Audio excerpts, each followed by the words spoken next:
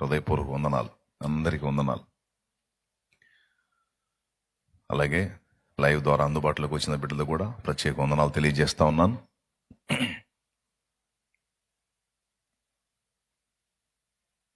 సమయం ప్రాముఖ్యమైంది కాబట్టి ఇక దేవుని వాక్య ధ్యానంలోనికి వెళదాం.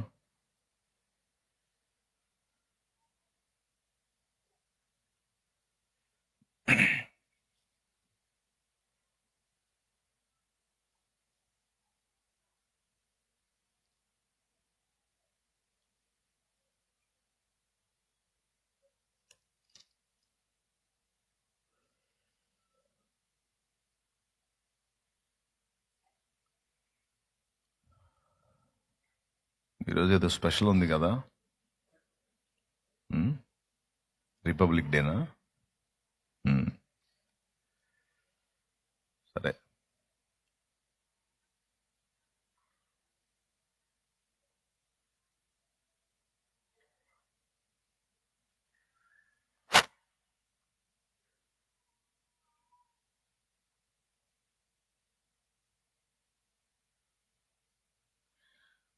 దేవుని వాక్య ధ్యానంలోకి వెళదాం.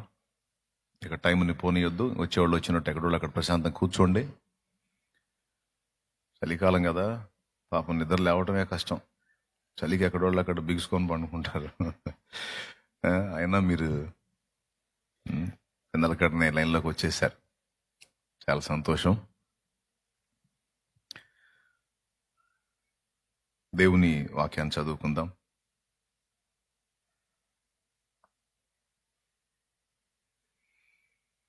కొలసీలకు రాసినటువంటి పత్రిక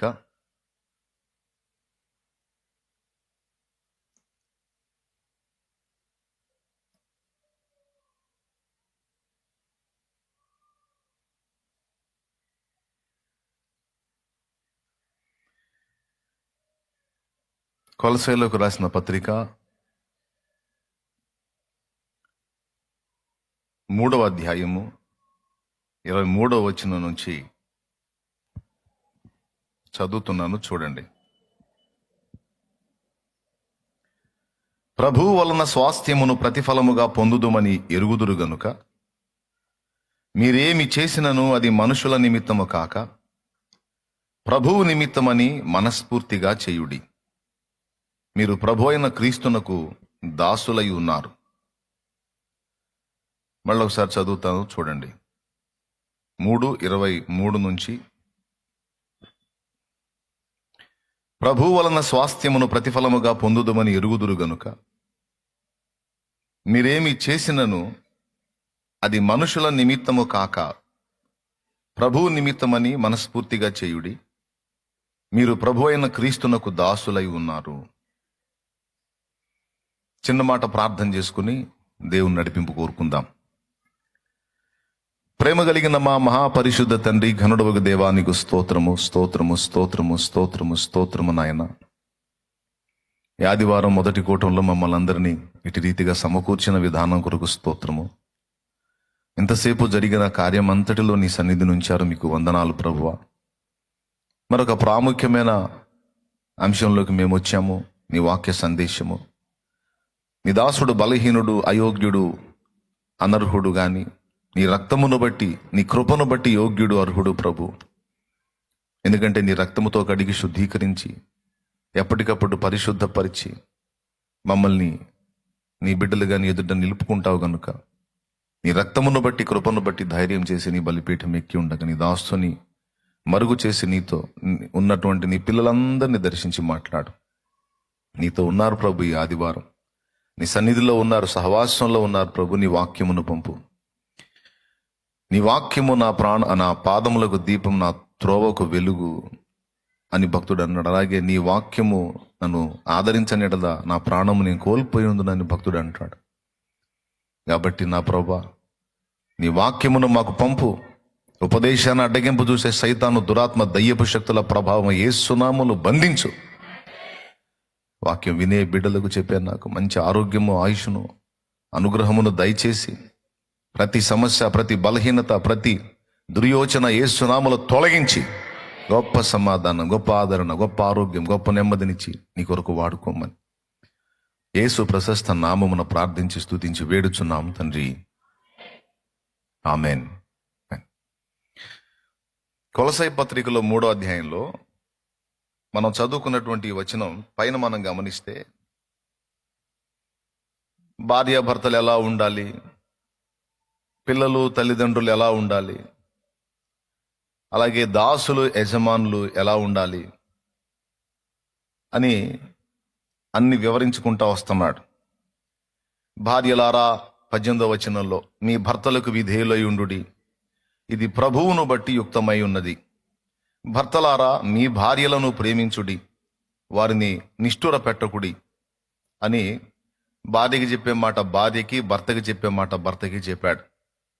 తర్వాత పిల్లల దగ్గరికి వచ్చాడు. పిల్లలారా అన్ని విషయములలో మీ తల్లిదండ్రుల మాట వినుడి, ఇది ప్రభువును బట్టి మెచ్చుకొనతగినది. అలాగే తండ్రులారా మీ పిల్లల మనసు కృంగకుండునట్లు వారికి కోపం పుట్టింపకుడి అని తల్లిదండ్రులు పిల్లల విషయంలో ఎలా ఉండాలో, పిల్లలు తల్లిదండ్రుల విషయంలో ఎలా ఉండాలో కూడా మాట్లాడాడు.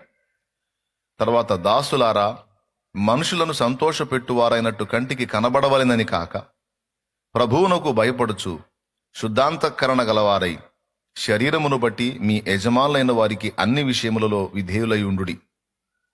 ఇవన్నీ చెప్పి ఆ చివర్లో అంటున్నాడు, ప్రభు వలన స్వాస్థ్యమును ప్రతిఫలముగా పొందుదుమని ఎరుగుదురు గనుక, ప్రభు వలన స్వాస్థ్యమును ప్రతిఫలముగా పొందుదుమని ఎరుగుదురు గనుక మీరేమి చేసినను అది మనుషుల నిమిత్తము కాక ప్రభువు నిమిత్తమని మనస్ఫూర్తిగా చేయుడి.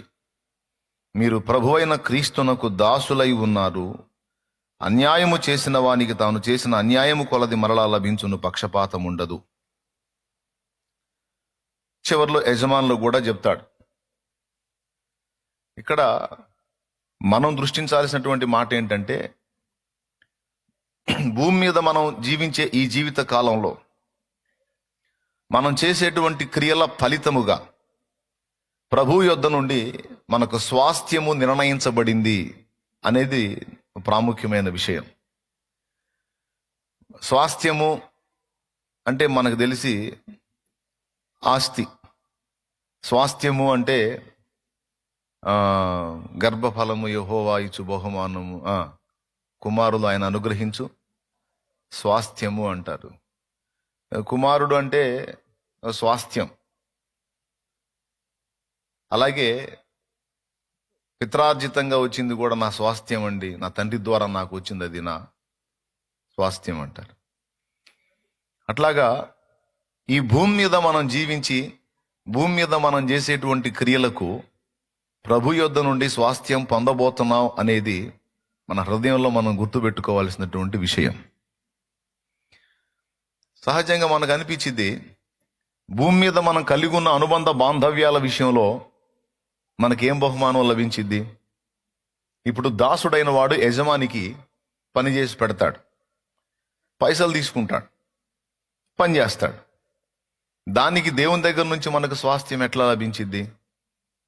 పక్కన పెడదాం. భార్య భర్తకు పరిచర్య చేసింది, భర్త భార్యను ప్రేమించాడు. పరిచర్య చేసిందంటే ఆయన పోషిస్తున్నాడు కాబట్టి పరిచర్య చేసింది. అలాగే ఆయన ప్రేమించాడంటే ఆమె కూడా ఆయనకు ఉపచారం చేసిద్ది కాబట్టి ఆయన ప్రేమిస్తాడు. ఒకరితో ఒకరికి అవసరాలు ఉన్నాయి కాబట్టి, ఒకరి అవసరాలు ఒకరు తీరుస్తున్నారు కాబట్టి ఒకరి బాధ్యత ఒకరు నెరవేర్చడంతో చెల్లైపోతుంది. కానీ దానికి దేవుని దగ్గర నుంచి బహుమానం ఏంటి? దానికి దేవుని దగ్గర నుండి స్వాస్థ్యం ఏంటి? అలాగే యజమానుల విషయంలో కూడా, దాసులను చూసే విషయంలో యజమానుడు కూడా క్రమంగా ఉన్నట్టయితే వానికి కూడా ప్రభు యొద్ద స్వాస్థ్యం ఉందనే మాట ఇక్కడ మనకు కనబడతా ఉంది. ఎంత స్పష్టంగా మాట్లాడుతున్నాడంటే, ప్రభు వలన స్వాస్థ్యమును ప్రతిఫలంగా పొందుదుమని ఎరుగుదురు గనుక మీరేమి చేసినను అది మనుషుల నిమిత్తము కాక ప్రభువు నిమిత్తమని మనస్ఫూర్తిగా చేయండి. మీరు ప్రభువునకు దాసులై ఉన్నారు అన్నాడు. ఇప్పుడు మనం కుమారులమా దాసులమా? విశ్వాసమును బట్టి మనకి ఏం ఆధిక్యత లభించింది? దేవుని వాక్యం మనకు తెలుసు. యోహాను సువార్త 1వ అధ్యాయము 12వ వచనం మనం చూస్తే, తనను ఎందరు అంగీకరించిరో అనగా తన నామమందు విశ్వాసం ఉంచిన వారికి అందరికీ దేవుని పిల్లలగుటకు ఆయన అధికారము అనుగ్రహించెను అనుంది. విశ్వాసమును బట్టి మనకి ఇవ్వబడిన ఆధిక్యత కుమారత్వం. పిల్లలం మనం. ఆయన మన తండ్రి. ఎవరి రక్తాన్ని బట్టి మనకి ఆధిక్యత లభించింది? ప్రభు అయిన క్రీస్తును బట్టి పరలోకమందున్న తండ్రికి మనం కుమారులం ఎలా కాగలిగామంటే ఆ యేసు రక్తమును బట్టి, ఆయన యందలి విశ్వాసమును బట్టి మనకు ఆ కుమారత్వం ఆపాదించబడింది. అయితే ఇక్కడ ఇంకొక మాట వెల్లడి చేస్తున్నాడు. ఏంటి ఆ మాట అంటే, మీరు క్రీస్తునకు దాసులై ఉన్నారు అనే మాట మాట్లాడుతున్నాడు. తరచుగా మనం చెప్పుకుంటాం, మనం కుమారులము, కుమార్తెలము, మనకి పూర్తిగా స్వాతంత్ర్యం ఉంది. వాస్తవమే, అది వాస్తవమే. కానీ మరో కోణంలో మీరు ఆయనకు దాసులై ఉన్నారు అనే మాట పౌలు మాట్లాడాడు. అంతేకాదు, ఆయన కూడా గలతీ పత్రిక 1:10లో నేను మనుషులను సంతోష పెట్టగోరుచున్నానా, దేవుని సంతోష పెట్టగోరుచున్నానా? గలతీ 1:10లో నేను ఇప్పటికీ మనుషులను సంతోష పెట్టగోరు వాడనైతే క్రీస్తు యేసునకు దాసుడను కాకయే పోదును. మళ్ళీ ఇక్కడ తన్ను తాను క్రీస్తు యేసునకు దాసుడను అని తన్ను తాను అప్పగించుకున్నాడు. అలాగే ప్రకటన గ్రంథం 1వ అధ్యాయం మనం కానీ 1వ అధ్యాయం 1వ వచనం మనం చూస్తే, యేసుక్రీస్తు తన దాసులకు కనపరచుటకు దేవుడు ఆయనకు అనుగ్రహించిన ప్రత్యక్షత, ఈ సంగతులు త్వరలో సంభవింపనై ఉన్నవి. ఆయన తన దూత ద్వారా వర్తమానం పంపి తన దాసుడైన యోహానునకు వాటిని సూచించెను అన్నాడు. దేవునికి స్తోత్రం కలుగునుగాక. పౌలు మనల్ని ఎలా పరిచయం చేస్తున్నాడు? మీరు క్రీస్తు యేసునకు దాసులు అనే మాట పరిచయం చేస్తున్నాడు. అలాగే తన్ను కూడా తాను ఏమని పరిచయం చేసుకున్నాడు? క్రీస్తు యేసునకు దాసుడను అని పరిచయం చేసుకున్నాడు. ప్రకటన గ్రంథ ప్రత్యక్షత ఎవరికి అప్పగింపబడిందంటే యేసుక్రీస్తు దాసుడైన యోహానుకు అన్నాడు. ఇప్పుడు చెప్పండి, మనం దాసులమా, కుమారులమా? దేవునికి స్తోత్రం కలుగునుగాక. కుమారులమేనా? అందులో అనుమానం లేదు. మరి కుమారులం అయితే మళ్ళీ దాసులేంది? కొడుకులు దాసులు అవుతారా? కూతుళ్ళు దాసురాళ్ళు అవుతారా? అవరు కదా. కొడుకు అంటే వారసుడు, కూతురు అంటే వారసురాలు, అంతేగాని దాసులు ఎలా అవుతారు? కానీ ఈ 3 వచనాలే కాదు, ఇంకా చాలా వచనాలు బైబిల్లో క్రొత్త నిబంధనలోనే ఉన్నాయి. పౌలు అనేక సార్లు క్రీస్తు యేసు దాసుడైన నేను ఫలానాయన అని చెప్పి పేర్లు చెప్పి, తోడి ఖైదీనైనా నేను అంటాడు, దాసుడైనా నేను అంటాడు. పత్రికల్లో తన గురించి తాను మెన్షన్ చేసేటప్పుడు అలా మెన్షన్ చేశాడు. ఇప్పుడు దాసులమా, కొడుకులమా అంటే 2 చెప్తున్నాడు. కొడుకులు మీరే, దాసులు మీరే అని. మళ్ళా మనల్ని కొడుకులు దాసులే కాదు, ఇంకా రకరకాలుగా పోల్చాడు. మరో చోట అంటాడు మీరు భార్య అంటాడు, గొర్రెపిల్ల భార్య మీరు అంటాడు. దేవునికి స్తోత్రం. అది ప్రకటన గ్రంథంలో ఉంది. అలాగే ఎఫెసీ పత్రికలో ఉంది. ఒకసారి మీరు చూడొచ్చు.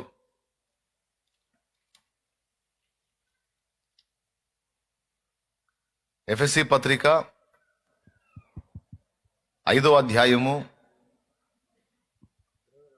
27వ వచనం చూడండి.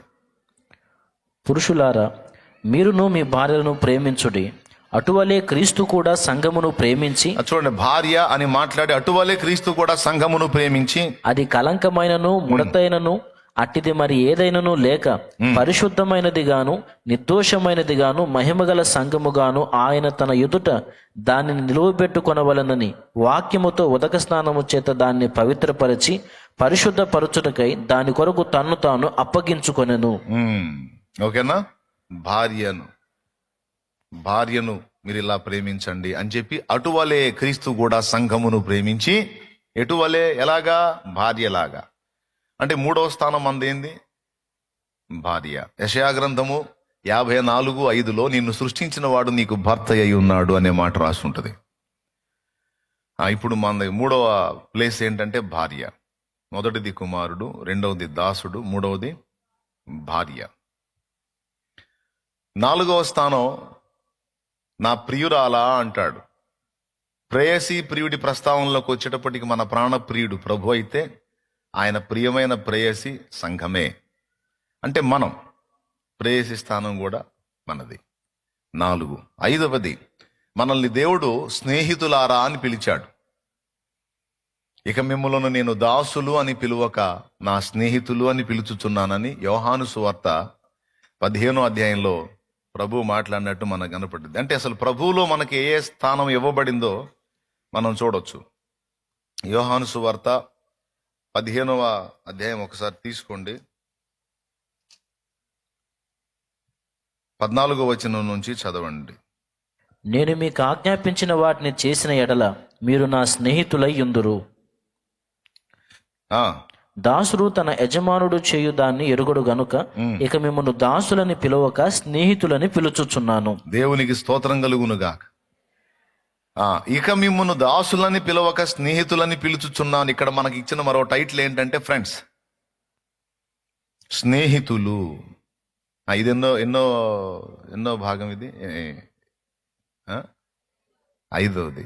మళ్ళీ ఇంకొక ప్లేస్ ఉంది మనకు. మళ్ళీ ఇప్పుడు 5 రకాలే కదా, 6వ రకం ఇంకోటి ఉంది. ఇందులోనే మనల్ని ఏమని పిలిచాడంటే మళ్ళీ తమ్ముళ్ళు. తమ్ముడి స్థానం కూడా మంది. స్త్రీలు పురుషులు మొత్తం కలిసి తమ్ముడి స్థానంలోకి వచ్చారు. యేసయ్య మనకు పెద్దన్న అయ్యాడు. అది కూడా చూపిస్తా. రోమాపత్రిక 8వ అధ్యాయము 29వ వచనం చూడు. ఎందుకనగా తన కుమారుడు అనేక సహోదరులలో జ్యేష్ఠుడగునట్లు దేవుడు ఎవరిని ముందు ఎరిగెనో వారు తన కుమారునితో సారూప్యము గలవారొకటకు వారిని ముందుగా నిర్ణయించెను. ఎందుకనగా తన కుమారుడు అనేక సహోదరులలో జ్యేష్ఠుడగునట్లు. దేవునికి స్తోత్రం కలుగునుగాక. హల్లెలూయా. అనేక సహోదరులలో జ్యేష్ఠుడగునట్లు అంటే జ్యేష్ఠుడు అంటే పెద్దోడు, ముందు పుట్టినోడు. తన కుమారుడు అనేక సహోదరులలో జ్యేష్ఠుడగునట్లు దేవుడు ఎవరిని ముందుగా ఎరిగెనో వారు తన కుమారునితో సారూప్యము గలవారగుటకు వారిని ముందుగా నిర్ణయించెను. ఎవరిని నిర్ణయించెనో వారిని పిలిచెను. ఎవరిని పిలిచెనో వారిని నీతిమంతులుగా తీర్చెను. ఎవరిని నీతిమంతులుగా తీర్చెనో వారిని మయంపరిచెను. ఇప్పుడు యేసు రక్తం దగ్గరకు వచ్చి ఆయన రక్తంలో కడగబడి పాపులైన మనం నీతిమంతులుగా తీర్చబడ్డాం. ఇదంతా మనకి దేవుడే జరిగించాడు. యేసు రక్తాన్ని బట్టి ఇప్పుడు మనం నీతిమంతులం. అలాగ మనల్ని తీర్చి తన కుమారుని ప్రక్కన నిలిపాడు. ఏ స్థానంలో అంటే తమ్ముళ్ళ స్థానంలో. ఇప్పుడు వరుసగా చెప్పుకుంటూ వద్దాం. నంబర్ 1 కుమారుడు, తండ్రి అయిన దేవునికి కుమారుడు. నంబర్ 2 దాసుడు. నంబర్ 3 నంబర్ 4 ప్రియురాలు. నంబర్ 5 స్నేహితుడు. నంబర్ 6 తమ్ముళ్ళు. ఇంకొకటి కూడా ఉంది, నంబర్ 7. అంటే యేసు ప్రభు నందు మనకు దొరికినటువంటి ఆధిక్యతలు రకరకాలు ఉన్నాయి. అదేమిటో తెలుసా? ఇంకా తవ్వితే చాలా వస్తాయి. ఒకటి మాత్రం చెప్తాను. జత పనివారు. ఆ మాట 1 కొరింథీ పత్రిక 3వ అధ్యాయంలో పౌలు అన్నాడు. చూడండి, 1 కొరింథీ పత్రిక 3వ అధ్యాయము 8వ వచనం చూడు. నాటువాడును నీళ్లు పోయేవాడును ఒక్కటే, ప్రతివాడు తాను చేసిన కష్టము కొలది జీతము పుచ్చుకొనును. మేము దేవుని జత పనివారమై ఉన్నాము. మీరు దేవుని వ్యవసాయమును దేవుని గృహమునై. దేవుడు వ్యవసాయదారుడు అయితే, లేక ఒకవేళ దేవుడు ఇల్లు కట్టు మేస్త్రి అయితే మేమెవరమో తెలుసా? మేము కూడా ఆయనతో పాటు జత పనివారముగా ఈరోజు జత కలిసామనే మాట పౌలు మాట్లాడుతున్నాడు. ఇక 7వ పాయింట్ ఏంటంటే మనం దేవుని జత పనివారం. ఆయనతో కలిసి పని చేయటానికి నిర్ణయించబడ్డాం. ఈ విధంగా తర్వాత మరో చోట మనల్ని దూతలతో పోల్చాడు. నా దూతలు అన్నాడు. తన దూతలను అగ్ని జ్వాలలుగాను తన సేవకులను వాయువులుగాను ఆయన చేసుకొని ఉన్నాడు అనే మాట మాట్లాడాడు హెబ్రీ పత్రికలో. అట్లాగే మనల్ని దూతలతో పోల్చాడు. ఇలా అనేక రకాలుగా మనల్ని అభివర్ణించాడు బైబిల్ గ్రంథంలో. అందులో కొన్ని, వధువు అన్నాడు మరో చోట, గొర్రెపిల్ల భార్య తన్ను తాను సిద్ధపరచుకొని ఉన్నది, గొర్రెపిల్ల వివాహోత్సవ సమయము సమీపించి ఉన్నది అని మనల్ని వధువుతో పోల్చాడు. సరే, అవి రెండు పక్కన పెడితే ముఖ్యంగా 7 విషయాలు మనం గుర్తుపట్టాం ఈవేళ. అందులో ఆఖరిదేంటి? జత పనివారం. సరే, ఇన్ని రకాలుగా యేసు ప్రభునందు మనకి ఆధిక్యత లభించింది. భార్య స్థానం దొరికింది, ప్రియురాలి స్థానం దొరికింది, తమ్ముడి స్థానం దొరికింది, స్నేహితుని స్థానం దొరికింది, స్నేహితురాలి స్థానం దొరికింది. ఇవన్నీ బైబిల్లోనే ఉన్నాయి. ఇప్పుడు మనం చదువుకున్న వచనాలన్నీ. అయితే ఇవన్నీ పక్కన పెడితే దాసుడు అనే మాట మళ్ళీ ఇంకొకటి కూడా పిలిచాడు, శిష్యుడు అన్నాడు. ఇది 9వ అయిద్దా 10వ అయిద్ది? శిష్యుడు అని పిలిచాడు. అపోస్తల కార్యం ప్రారంభంలో చాలా చోట్ల శిష్యుల సంఖ్య విస్తరించినప్పుడు అననీయ అని ఒక శిష్యుడు ఉండేను, దోర్కా అని ఒక శిష్యురాలు ఉండేను. అట్లా శిష్యుడు శిష్యురాలు అంటారు. మళ్ళీ అదొక టైటిల్. ఇప్పుడు శిష్యుడు అనగానే ఆయన ఏ స్థానంలోకి వెళ్ళిపోయాడు? గురువు స్థానంలోకి వెళ్ళిపోయాడు. తమ్ముడు అనగానే ఆయన ఏ స్థానంలోకి వెళ్ళాడు? అన్న స్థానంలోకి వెళ్ళాడు. దాసుడు అనగానే ఏ స్థానంలోకి వెళ్ళాడు? యజమానుడి స్థానంలోకి వెళ్ళాడు.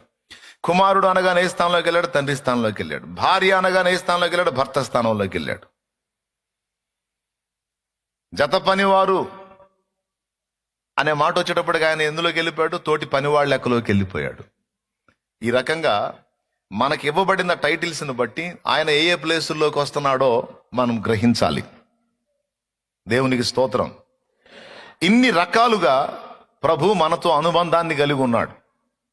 మనం ఆయనతో అనుబంధాన్ని, సంబంధ బాంధవ్యాన్ని కలిగి ఉన్నాం ఇన్ని రకాలుగా. అయితే ఇప్పుడు ఇక్కడ స్పష్టంగా పౌలు ఆ కొలసే పత్రికలో స్పష్టంగా ఏమని మాట్లాడుతున్నాడు?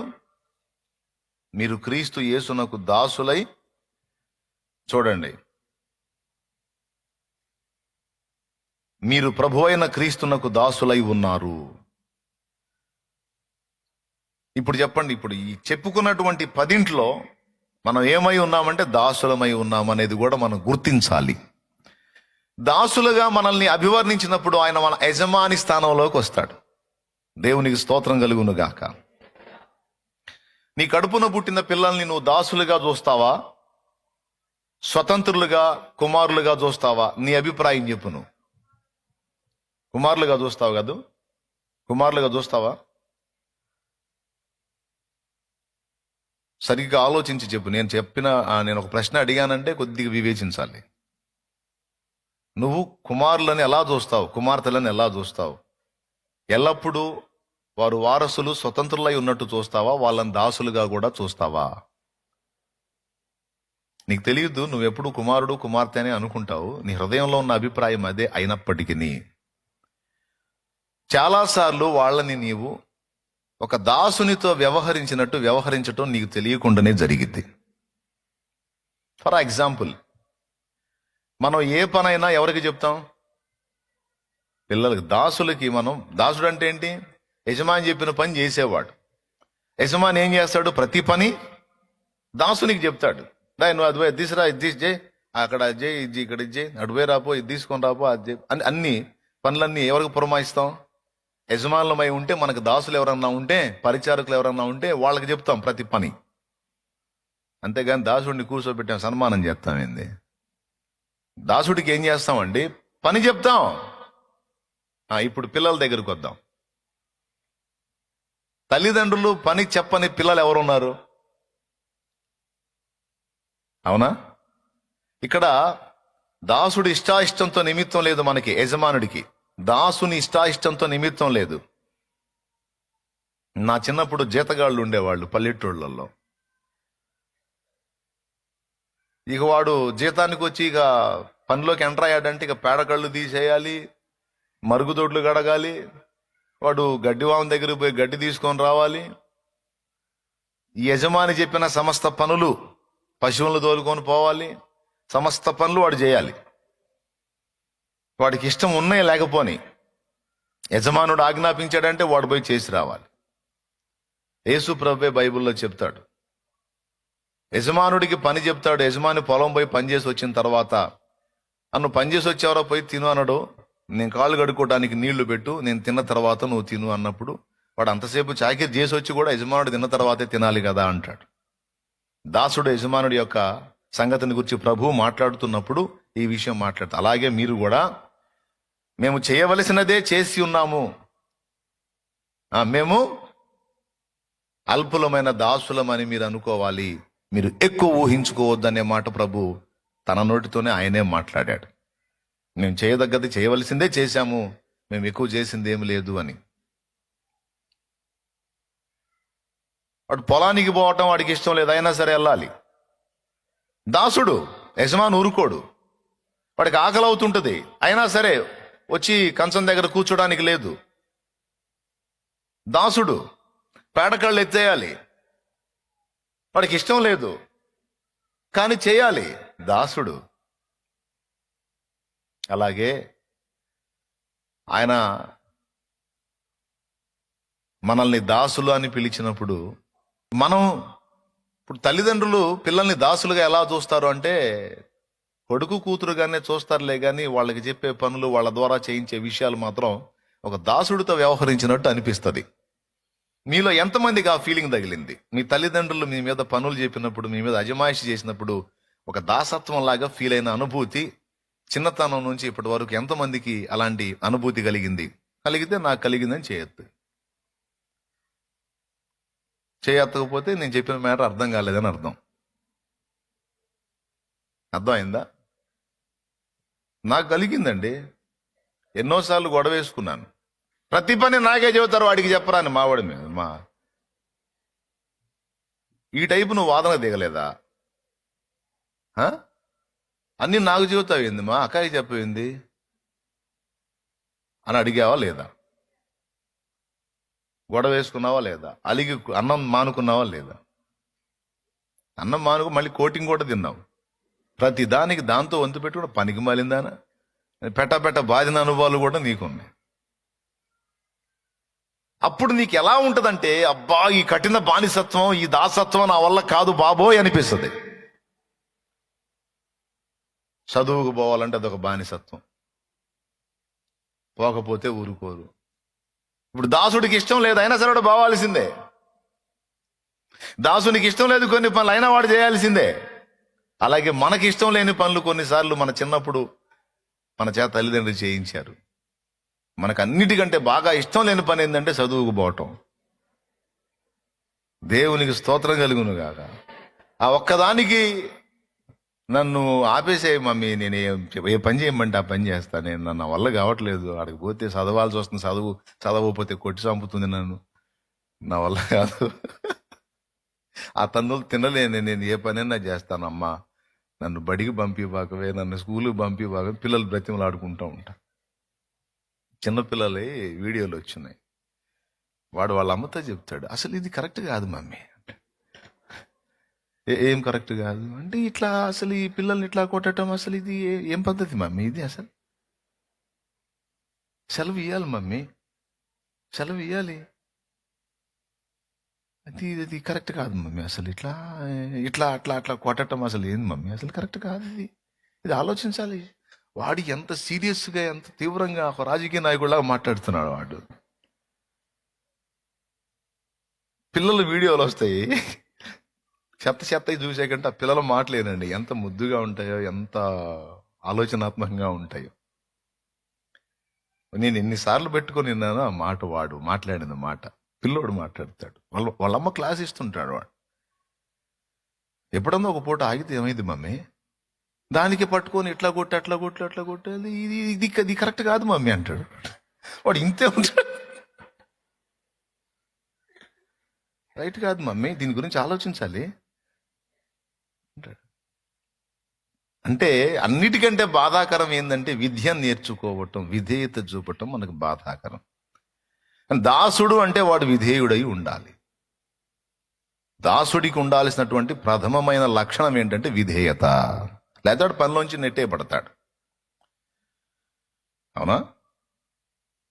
అట్లాగా తల్లిదండ్రుల దగ్గర మనకి ఎంత చనువు స్వాతంత్ర్యం ఉన్నా ఒక దశలో ఆ స్వాతంత్ర్యం అంతా వినియోగంలోనికి రాదు. అర్థమైందా? ఆ వినియోగంలోనికి రాదు. ఏది? మనం ఆ మెచ్యూరిటీ పొందిన దాకా మనం దాసత్వంలోనే ఉంటాం. ఇప్పుడు రాజుగారి పిల్లలు ఉన్నారు. రాజుగారి పిల్లలని వాడు ఎట్టబడితే అట్ట పోవటానికి వీల్లేదు. చుట్టూ సైనికులు కాపలా ఉంటారు. ఏందిరా నన్ను ఆడుకోని, ఏందిరా అంటే సెక్యూరిటీ రా బాబు, నువ్వు రాజుగారు కొడుకురా, నీకు శత్రువులు దాడి ఉంటది, నువ్వు ఎట్ట పెడితే అట్ట పోవటానికి లేదంటే ఇదేదో నాకు బానిసత్వం లాగా ఉందిరా బాబు అంటాడా. అంతే, తప్పదు, మరి అనుభవించాల్సింది. నీ అంతటా నిన్ను నువ్వు కాపాడుకునే స్థాయికి వచ్చిందాకా నిన్ను కంట్రోల్ చేయక తప్పదు. ఇది నీకు ఒక రకంగా దాసత్వం లాగా అనిపిస్తుంది. ఎందుకంటే వాడు రాజుగారి దాసుల సంరక్షణలో ఉంటాడు. వాడు ఎట్లా ఉంటుంది వాడి పరిస్థితి అంటే దాసులకు దాసుడుగా ఉంటాడు. మళ్ళీ రాజుగారి కొడుకే దాసులకు దాసుడు. వాడు ఎటు పడితే అటు పోనిస్తే ఈ దాసుడు ఆగు అంటాడు. యువరాజా ఆగునాయనా, అది యువరాజా అంటున్నా నన్ను బానిట్లేదు నువ్వు అంటే బాగూడదు, నాకు అప్పచెప్పాడు మీ డాడీ. పాయింట్ అర్థమైంది కదా? రెండు కారణాలు, రెండు సందర్భాల్లో దేవుడు మనల్ని దాసులుగా ట్రీట్ చేస్తాడు. రెండు సందర్భాల్లో, రెండు విషయాల్లో. వాటిల్లో ఒకటేమిటంటే మనల్ని ఎటు పడినా అటు నడవనీయకుండా మనల్ని కట్టడి చేసి, ఎందుకంటే మన క్షేమము నిమిత్తము, మన సంరక్షణ నిమిత్తం, మన భద్రత నిమిత్తము మనల్ని ఎటు పడినా అటు నడవనీయకుండా మనల్ని కంట్రోల్ చేయడానికి ప్రయత్నిస్తాడు. అది ఎలాగ అనిపిస్తుంది అంటే మనకి ఒక రకమైన దాసత్వం లాగా అనిపిస్తుంది. అర్థమైందా? మళ్ళీ ఒకసారి చెప్తా. తెల్లవారుజాము అందరి మైండ్లు ఫ్రెష్గానే ఉంటాయి, ఈజీగా నెక్కిద్దని నా నమ్మకం. ఒకసారి స్తోత్రం చెప్పండి అందరు కలిసి.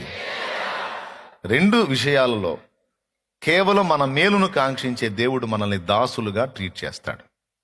వాటిలో మొట్టమొదటిది మన భద్రత దృష్ట్యా. చిన్నపిల్లల్ని మీరు గమనించండి. మీరు రోడ్డు మీద వాడిని తీసుకొని వెళ్తా ఉంటారు, వాడి చెయ్యి వదలరు మీరు. వాడు ఒకవేళ చెయ్యి విదిలించి 2 అడుగులు అవతలికి వేస్తే వాడి వీపు విమానం మాత మోగిద్దా, పగిలి పటామని కొట్టి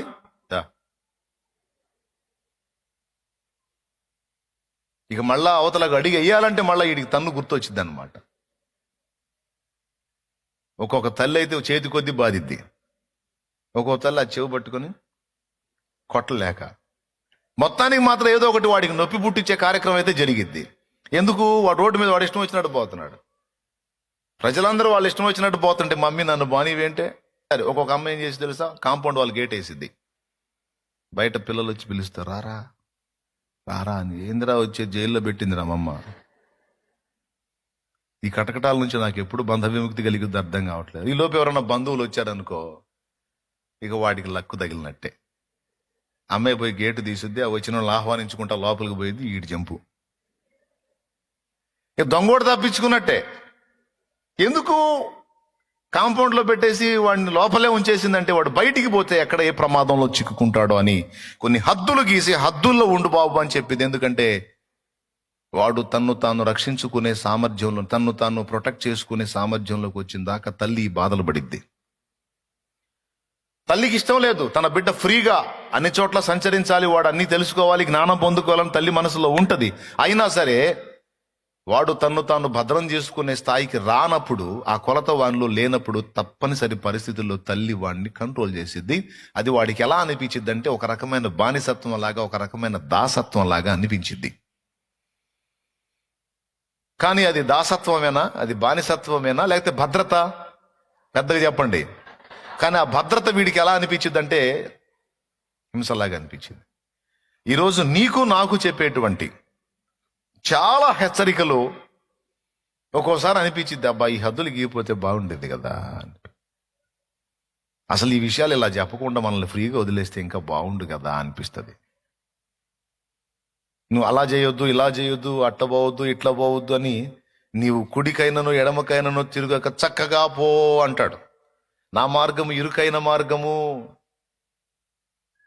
అది సంకుచితమై ఉన్నది అంటాడు. నా మార్గం విశాల మార్గం కాదు, ఇరుకైన మార్గం. ఇరుకైన మార్గంలో ఎట్లా పెడితే అట్లా నడవడానికి లేదు. మొఖం పగిలిద్ది, మోకాళ్ళు పగులుతాయి, చేతులు పగులుతాయి. జాగ్రత్తగా చూసుకుంటా ఈ మార్గంలో ప్రయాణం చేయాలి. కొన్ని సందర్భాల్లో దేవుడు మన స్వేచ్ఛను అడ్డగిస్తున్నట్టు మనకు అనిపిస్తుంది, మనం ఏదో కంట్రోల్ చేస్తున్నట్టు మనకు అనిపిస్తుంది. అక్కడ కొంచెం ఇబ్బంది అనిపిస్తుంది, ఇలా కాకుండా ఉంటే బాగుండు కదా అనిపిస్తుంది. కానీ దేవుని సమాధానం ఏంటంటే, అలా కాకుండా నిన్ను ఫ్రీగా వదిలేస్తే నువ్వు ఇంకోలా అయిపోతావురా బాబు. అందుకే నా వాక్యాన్ని నీకు కొలబద్దగా పెట్టి ఆ వాక్య ప్రకారం నడవాలని నీకు కొంచెం హద్దులు గీశాను. ఎందుకంటే నా మాట చొప్పున నీవు నడిస్తే నీవు బ్రతుకుదువు, నీకు శుభవత్సరములు లభిస్తాయి, నీ సంవత్సరములు ఆశీర్వాదకరంగా గడిచిపోతాయి. ఎందుకంటే 100% నేను నీ మేలుని కాంక్షించేవాడిని, నీ క్షేమాన్ని కోరుకునేవాడిని. నేను ఏది చేసినా నువ్వు బాగుండాలి, బ్రతికుండాలి, క్షేమంగా ఉండాలి, వర్ధిల్లాలి అనే కోరుకొని నేను చేస్తా. ఆ నమ్మకం నీకుంటే, ఆ విశ్వాసం నీకుంటే కొంచెం నేను చెప్పిన మాట విను. నా వాక్యంలో నేను చూపించిన మార్గంలో నువ్వు నడు. నువ్వు భద్రంగా ఉంటావు, క్షేమంగా ఉంటావు, ఆశీర్వాదకరంగా ఉంటావు. నువ్వు బాగుంటే నేను ఆనందంగా ఉంటా. నిన్ను ఇష్టం వచ్చినట్టు వదిలి నువ్వు మొహం పగలు కొట్టుకొని, మూతి పగలు కొట్టుకొని, నువ్వు గందరగోళం అయిపోయి నువ్వు ఏడుస్తా, నిన్ను చూసి నేను ఏడుస్తా, ఇది నాకు బాధ. నీవు ఏడవకుండున్నట్లు, నిన్ను చూసి నేను కూడా ఏడవకుండున్నట్లు నీవు నా హద్దులలో ఉండుట నీకు క్షేమం, నాకు ఆనందం. అందుకే చాలా విషయాల్లో దేవుడు మనల్ని కంట్రోల్ చేయడానికి ప్రయత్నిస్తాడు. తన వాక్యం దగ్గరికి తరచుగా రమ్మని పిలిచే కారణం అదే. రా నా వాక్యం దగ్గరికి రా, వాక్యం దగ్గరికి రా అంటే ఆ వాక్యము మనల్ని కంట్రోల్ చేస్తుంది. ఎలా మాట్లాడాలో, ఎలా మాట్లాడొద్దు, ఎలా చేయాలో, ఎలా చేయొద్దో, ఎవరితో ఎలా వ్యవహరించాలో, ఇంట ఎలా ఉండాలో, బయట ఎలా ఉండాలో, ఎలాంటి సన్నివేశాల్లో ఎలా వ్యవహరించాలో, ఎలాంటి ఉరులను ఉచ్చులను ఎలా తప్పించుకోవాలో ఆ వాక్యం నేర్పిద్ది. అందుకే అనేక వచనాలలో వాక్యం దాని యొక్క ప్రాముఖ్యతను గురించి మాట్లాడాడు.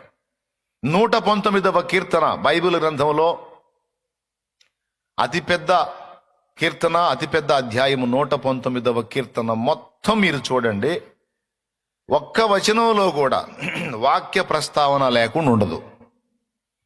ధర్మశాస్త్రం అన్నా, కట్టడలన్నా, ఆజ్ఞలన్నా, విధులన్నా, న్యాయ విధులన్నా మొత్తం వాక్యమే. ప్రతి లైన్ మీరు చూడొచ్చు, ప్రతి వచనం మీరు చూడొచ్చు, అందులో మొత్తం వాక్యం మీదే ఉంటుంది. 119వ కీర్తన, ఓకేనా? అంటే అంత పెద్ద కీర్తనలో తన వాక్యాన్ని ఘనపరిచి దేవుడు మాట్లాడాడు. క్రొత్త నిబంధనలో కూడా ఆయన వాక్యాన్ని అనుసరించి మనం ప్రయాణం చేయాలి. పాత నిబంధన భక్తులకు కూడా ధర్మశాస్త్రాన్ని ఇచ్చాడు. ధర్మశాస్త్రాన్ని అనుసరించి పాత నిబంధనలు నడవమన్నాడు, దేవుని ఆజ్ఞలను గైకొని. క్రొత్త నిబంధనలో కూడా దేవుని వాక్యము చొప్పున నీవు జీవించాలి, నేను జీవించాలని ప్రభు పిలుపునిచ్చాడు. పాత నిబంధనలో దేవుని ఆజ్ఞలను గైకొన్న వానికి ఏం జరుగుతుంది? ధన్యుడవుతాడు అన్నాడు దావీదు. యెహోవా ధర్మశాస్త్రమునందు ఆనందించుచు దీవారాత్రము దాన్ని ధ్యానించువాడు ధన్యుడు. అతడు నీటి కాలువల యోరను నాటబడినదై తన కాలమందు ఆకువాడక ఫలమిచ్చు చెట్టు వలె ఉండును, మరియు అతడు చేయునదంతయు సఫలమగును.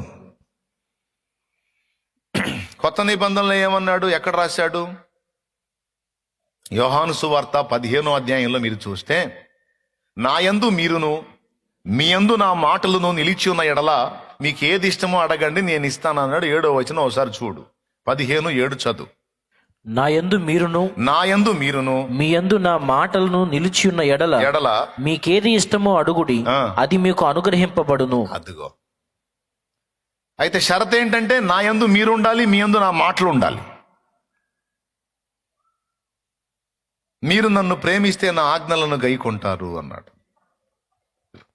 నా ఆజ్ఞలకు విధేయత చూపటమే నన్ను ప్రేమించటం. నా మాటలను పెడచెవిన పెట్టి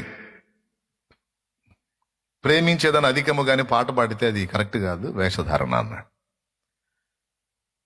నిజంగా నువ్వు నన్ను ప్రేమిస్తే నా ఆజ్ఞను గైకొంటా. యోహాను సువార్త 14వ అధ్యాయం 15-16 వచనాలు. మీరు నన్ను ప్రేమించిన ఎడల నా ఆజ్ఞలను గైకొందురు అన్నాడు. అంతేనా? నా మాటలు విని వాటి చొప్పున చేయువాడు తన ఇంటిని బండ మీద కట్టుకున్న బుద్ధిమంతుని పోలి ఉండును. వాన వచ్చెను, వరదలు వచ్చెను, గాలి విసిరి ఆ ఇంటి మీద కొట్టెను, కానీ దాని పునాది బండ మీద వేయబడిన గనుక అది కదల్చబడలేదు. నా మాటలు ఇటు విని ఇటు వదిలేసేవాడు ఇసుక మీద తన ఇల్లు కట్టుకుని బుద్ధి హీనుని పోలి ఉండును. వాన వచ్చెను, వరదలు వచ్చెను, గాలి విసిరి ఆ ఇంటి మీద కొట్టెను, అది కూలబడెను. దాని పాటు గొప్పదని చెప్పవచ్చును, ఎందుకనగా అది దాని పునాది ఇసుక మీద వేసుకుంది. వాడు ఆ పునాది ఇసుక మీద వేసాడు. బండ మీద ఇల్లు కట్టుకున్నాడు ఎవడంటే ప్రభువు మాట చొప్పున నడిచేవాడు. దేవుని మాటల్ని పెడచెవిన పెట్టి ఇటు వింటా ఇటు వదిలేసి ఏముందిలే అనుకుంటా టేక్ ఇట్ ఈజీగా దాటిపోయేటువంటి వాడు దాని ఫలితాన్ని ఖచ్చితంగా అనుభవిస్తుంది. దేవుని మాట తిరస్కరించి, దేవుని మాట నాకు వద్దు, దేవుని మాట నాకు అక్కరలేదని తిరస్కరించిన ఎవరైనా ఘోరమైన దెబ్బ తింటారు. చరిత్రలో మర్చిపోని దెబ్బలు తింటారు. ఎందుకంటే సాతాను మోసం చేస్తాడు. దేవుని మాటలు వినకుండా మనం మన చిత్తానుసారంగా నడుస్తున్నా కూడా కొంతవరకు మన పరిస్థితులు బాగున్నట్టుగానే మనకు పిక్చర్ ఇస్తాడు సైతాను. బాగానే ఉన్నాం అనిపిస్తుంది. ఆ ఉండి ఉండి ఉండి ఉండి ఒక్కసారి దెబ్బ పడితే మన చెప్పాక దిమ్మ తిరిగి కనపడిద్ది. దేవునికి స్తోత్రం కలుగును గాక. ఎందుకంటే ఆయన ఏం చేస్తాడో తెలుసా? ఆయన ముందే చెప్పాడు, నా మాటల చొప్పున నడువురా, నీ సంవత్సరాలు సుఖంగా గడిచిపోతాయి. నా మాట చొప్పున నడవటానికి నీ మనసును సిద్ధపరచుకో, నీ అడుగు తొట్టుపడదు, నువ్వు ఆశీర్వాదకరంగా ఉంటావు, నెమ్మదిగా ఉంటావు, నిబ్బరంగా ఉంటావు, విశ్రాంతిలో ఉంటావు. నా మాట వినరా, చూసుకోరా, ప్రతి విషయంలో నా మాట చొప్పున చూసుకో తల్లి.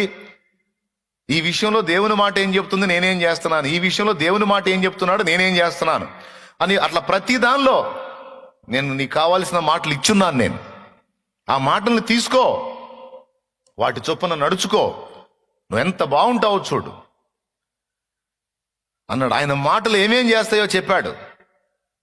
సర్వ శరీరానికి ఆరోగ్యం కలుగజేస్తాయి అన్నాడు, నీ ఎముకలకు సత్తువనిస్తాయి అన్నాడు, నీ రోగమును స్వస్థపరుస్తుంది అన్నాడు, సుఖముగా గడిచిపోయే సంవత్సరాలు నీకు దొరుకుతాయి అన్నాడు, నీవు ధన్యుడు అవుతావు అన్నాడు, నువ్వు చేసే ప్రయత్నాలు సఫలమవుతాయి అన్నాడు, మీ ఇష్టం ఏదో అడగండి నేను తీరుస్తాను అన్నాడు. ఏదైనా నేను తీరుస్తా, నా యందు మీరును మీ యందు నా మాటలో నిలిచి ఉన్నట్లు మీకేది ఇష్టమో అడగండి, అడుగు, నేను తీర్చకపోతే అప్పుడు అడుగు. అయితే షరతులు వర్తిస్తాయి. నా మాట తీసుకోవాలి, నువ్వు నా మాట చొప్పున బ్రతకడానికి సాధన చేయాలి నువ్వు. కానీ మనమే సాధన చేసామని తెలుసా? దేవుని మాటలను అధిగమించి బతకటం సాధన చేశాం. మనం నేర్చుకున్న గొప్ప పనితనం అది. దేవుడు ఏవేవైతే చెప్తున్నాడో మనకు నచ్చినంత వరకు ఆ మాటల్లో మనం ఫాలో అవుతూ, దేవుని మాటల్ని ఫాలో అవుతూ మనకు నచ్చినంత వరకు, మనకి అభ్యంతరం అనిపించిన దగ్గర దేవుని మాటల్ని దాటవేసి వెళ్తా ఉన్నాం. మళ్ళీ దాటేసి వెళ్ళి ఊరుకుంటున్నామా? మళ్ళీ పక్కన వాళ్ళ కౌన్సిలింగులు చేస్తున్నాం. కొన్ని సందర్భాల్లో మనమే దాటవేసి దేవుని మాటలను దాటి వెళ్ళిపోతూ మనం కొద్దో గొప్ప ఫాలో అవుతాం కదా. ఆ ఫాలో అయిన వాటిని బట్టి కొంచెం మనసులో ఇగో పెంచుకొని, నేను అన్ని విషయాల్లో చాలా ఫాలో అవుతున్నా, ఏదో ఒకటే అరే కదా నాది, కాబట్టి నేను ఎదుటి వాళ్ళకి లెక్చర్లు ఇవ్వచ్చు, కౌన్సిలింగ్లు చేయొచ్చు అని ఎదుటి వాళ్ళ క్లాసులు బీకే పొజిషన్కి వెళ్ళిపోయాం. అక్కడ ఏమంటున్నాడో తెలుసా? వేషధారి అన్నాడు. అసలు వేషధారి అంటే ఎవరో తెలుసా? వేషధారి అంటే ఎవరో తెలుసా?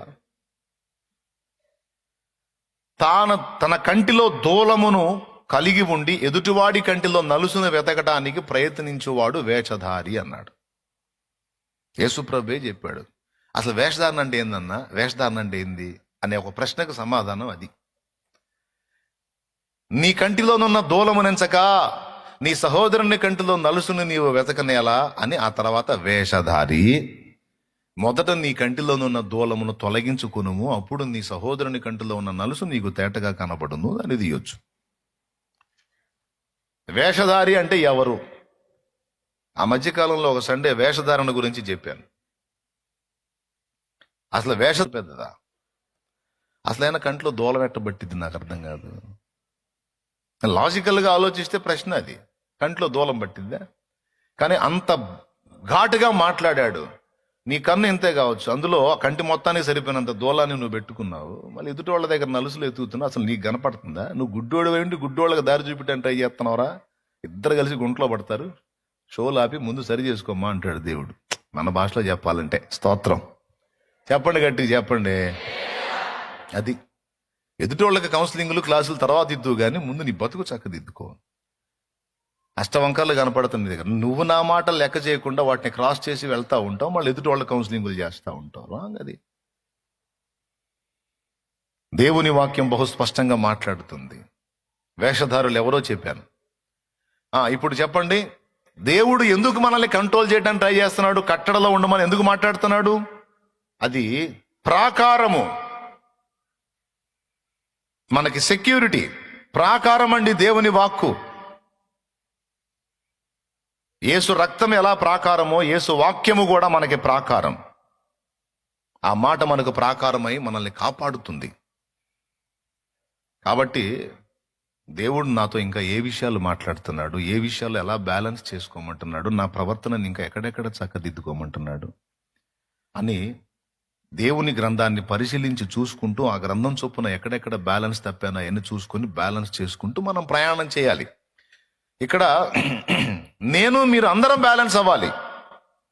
నేను నా నడతలను జాగ్రత్త చేసుకోవాలి, మీరు కూడా మీ నడతల్ని జాగ్రత్త చేసుకోవాలి. దేన్ని చూసి, దేన్ని బట్టి? పెద్దగా చెప్పండి. వాక్యాన్ని బట్టి.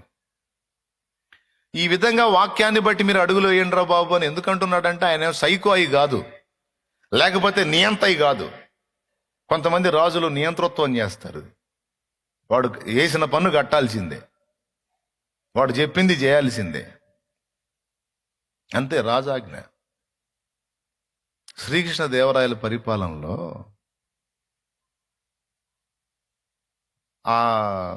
ఆ సంవత్సరం భయంకరంగా ఎలుకల దాడి ఎక్కువైందంట. పొలాల్లో, ఇళ్లల్లో, రాజ్యం అంతటా ఎలుకల దాడి ఎక్కువైందంట.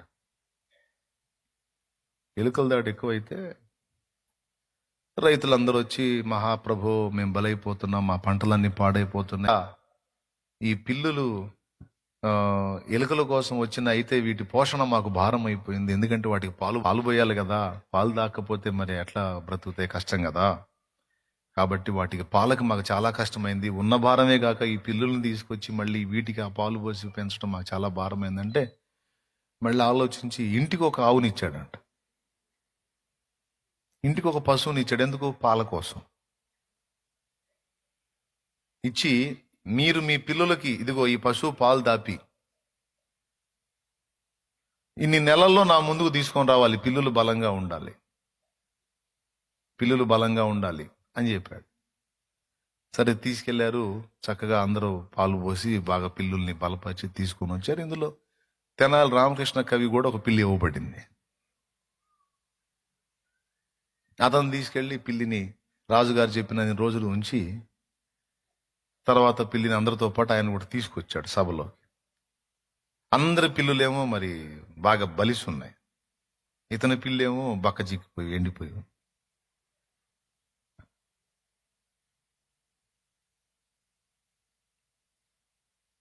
కోప్పడ్డాడు రాజు. ఏం రామకృష్ణ, నువ్వు చేసిన పనేంటి? అందరి పిల్లులు ఎలా ఉన్నాయి, నీకు కూడా పశువుని ఇచ్చా కదా, పాలు పోయలేదా, దానికి పోయకుండా నువ్వు తాగావా, ఎందుకు ఇలాగ అయిపోయిందని అడిగాడంట ఆయన. అప్పుడు ఈయనేమన్నాడు తెలుసా? నా పిల్లి అందరి పిల్లులు లాంటిది కాదు సార్ అన్నాడు. నా పిల్లి అందరి పిల్లి లాంటిది కాదు మహారాజా. ఏంట్రా నీ పిల్లి స్పెషల్ అంటే, నా పిల్లి పాలు తాగదండి అన్నాడు. నా పిల్లి పాలు తాగదండి. పిల్లి పాలు తాగపోవటం ఏంటి? మనం దాచిపెట్టుకున్న పాలు దొంగిలించి మరి తాగిపోయింది కదా పిల్లి. ఏం మాట్లాడుతున్నా? లేదు, కావాలంటే ట్రై చేయను అన్నాడు. నిజంగానే దాన్ని కూర్చోబెట్టి దాని దగ్గర పాలు తీసుకొచ్చి దాని ముందు పెడితే అది అట్లా చూసి భయపడి పక్కకు పోయింది. పాలు తాగట్లా.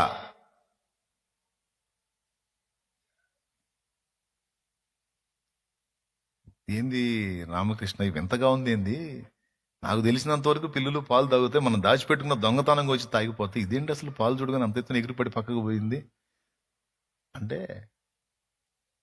అదంతేనండి. తర్వాత చెప్పాడు, మహారాజా మీరు పిల్లుల్ని ఇచ్చారు, బాగుంది, ఎలుకల్ని పట్టుకుంటాయని. వాళ్ళు వచ్చి అడిగారని మీరు ఒక్కొక్కడికి ఒక గేదెను ఆవునిచ్చారు. ఇప్పుడు శుభ్రంగా దాని పాలు పిండి వాటికి పోస్తారు 3 పూట్ల, శుభ్రంగా తాగి పండుకుంటాయి. ఎలుకలను ఒక్కటన్నా వేటాడిద్దా? ఇప్పుడు వాటి కడుపు మాడితే కదా మహారాజు ఎలుకలను వేటాడేది. నువ్వు పాలు ఇచ్చావు, పిల్లినిచ్చావు, పిల్లి కడుపు నిమ్మని పాలు ఇచ్చావు, మరి ఇంక ఎలుక జోలికి ఎందుకు పోయింది? దాని ముందు ఆడుతున్నా పోదు. ఆకలైతే కదా దాని మీద పడి దాడి చేసి తినేది. ఆహా భలే చెప్పావు అని అరే మొత్తం పశువులన్నీ తెచ్చి ఇక్కడ కట్టేసేయండి అన్నాడు. రాజు ఆజ్ఞలు ఎలా ఉంటాయంటే, రాజు శాసనాలు అలా ఉంటాయి. ఇచ్చాడు, మళ్ళీ మర్యాదకు తెచ్చి కట్టేయండి అన్నాడు. వదిలేసేయండి పిల్లుల్ని, అవి వేటాడి తినాలి, అప్పుడు మీకు ఎలుకలు తగ్గుతాయి, పిల్లులు బాగుంటాయి, వేటాడి తింటే అట్లా చేయండి అని చెప్పి పంపించాడు. తర్వాత ఇతను అడిగాడు పర్సనల్గా, అది సరే కానీ దాన్ని ఏం చేసావు పాలు తాగట్లా అన్నాడు.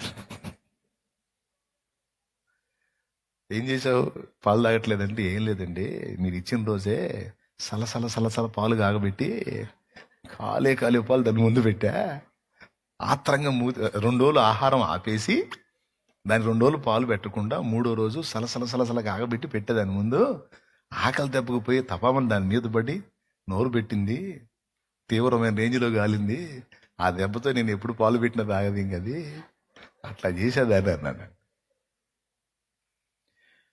అంటే జస్ట్ నియంతృత్వం సంగతి చెప్తున్నాను. ఒక రాజు తన శాసనం, పిల్లులు కావాలంటే పిల్లులు వస్తాయి, గేదెలు కావాలంటే గేదెలు వస్తాయి, ఇవ్వబడతాయి, మళ్ళీ తీసుకోబడతాయి కూడా. ఏమండి, రాజుల శాసనాలు అలా ఉంటాయి అన్నమాట. పిచ్చి రాజుల శాసనాలు కూడా కొన్ని ఉంటాయి. కొంతమంది పిచ్చి రాజులు ఉంటారు, పిచ్చి పిచ్చి శాసనాలు చేస్తాం. ఒక రాజుకు ఒక కోరిక కలిగిందంట. నవాబులు రాజులు ఉంటారు కదా, కోరిక కలిగిందంట. ఆ కోరిక ఏంటంటే, అవరే రాజ్యంలో ఎవడైనా సరే నాకు కథ చెప్పాలి, ఆ కథకి అంతం ఉండకూడదు, ఆ కథకి అంతం ఉండకూడదు, నేను ఆపమన్నదాకా ఆపకూడదు, చెబుతానే ఉండాలి.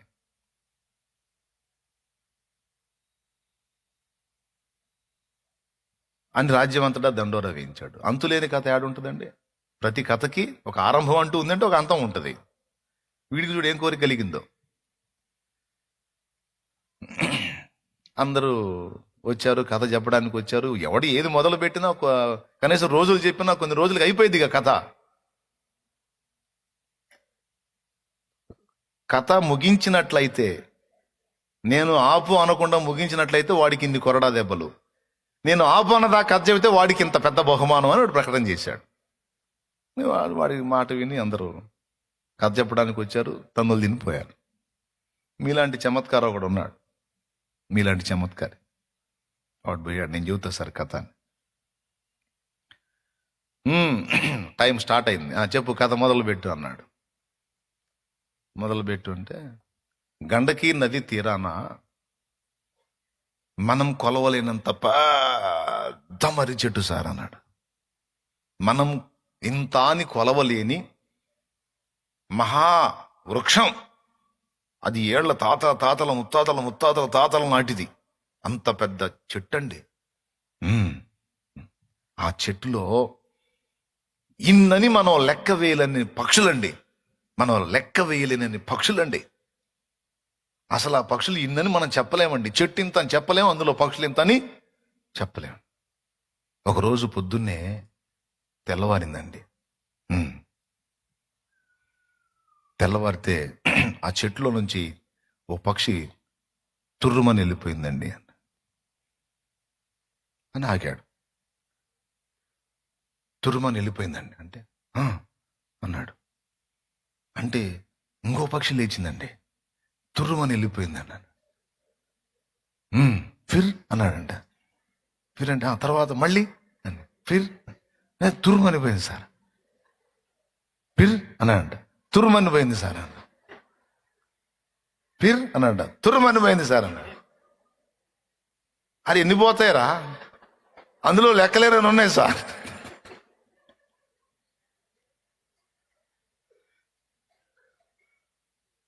ఎన్ని లెక్కలేనంటే పక్షులు లెక్క అంటే అంతే సార్, మరి చెట్టుకే లెక్కలేనప్పుడు పక్షులు లెక్క ఉందా ఏంది? కాబట్టి అది అన్నాడంట. పిర్ అన్నాడంట. ఇంకొకటి తుర్రుమని పోయింది సార్. పిర్ తుర్రుమని పోయింది. ఏం కథరా ఇది? కథ అంతే సార్.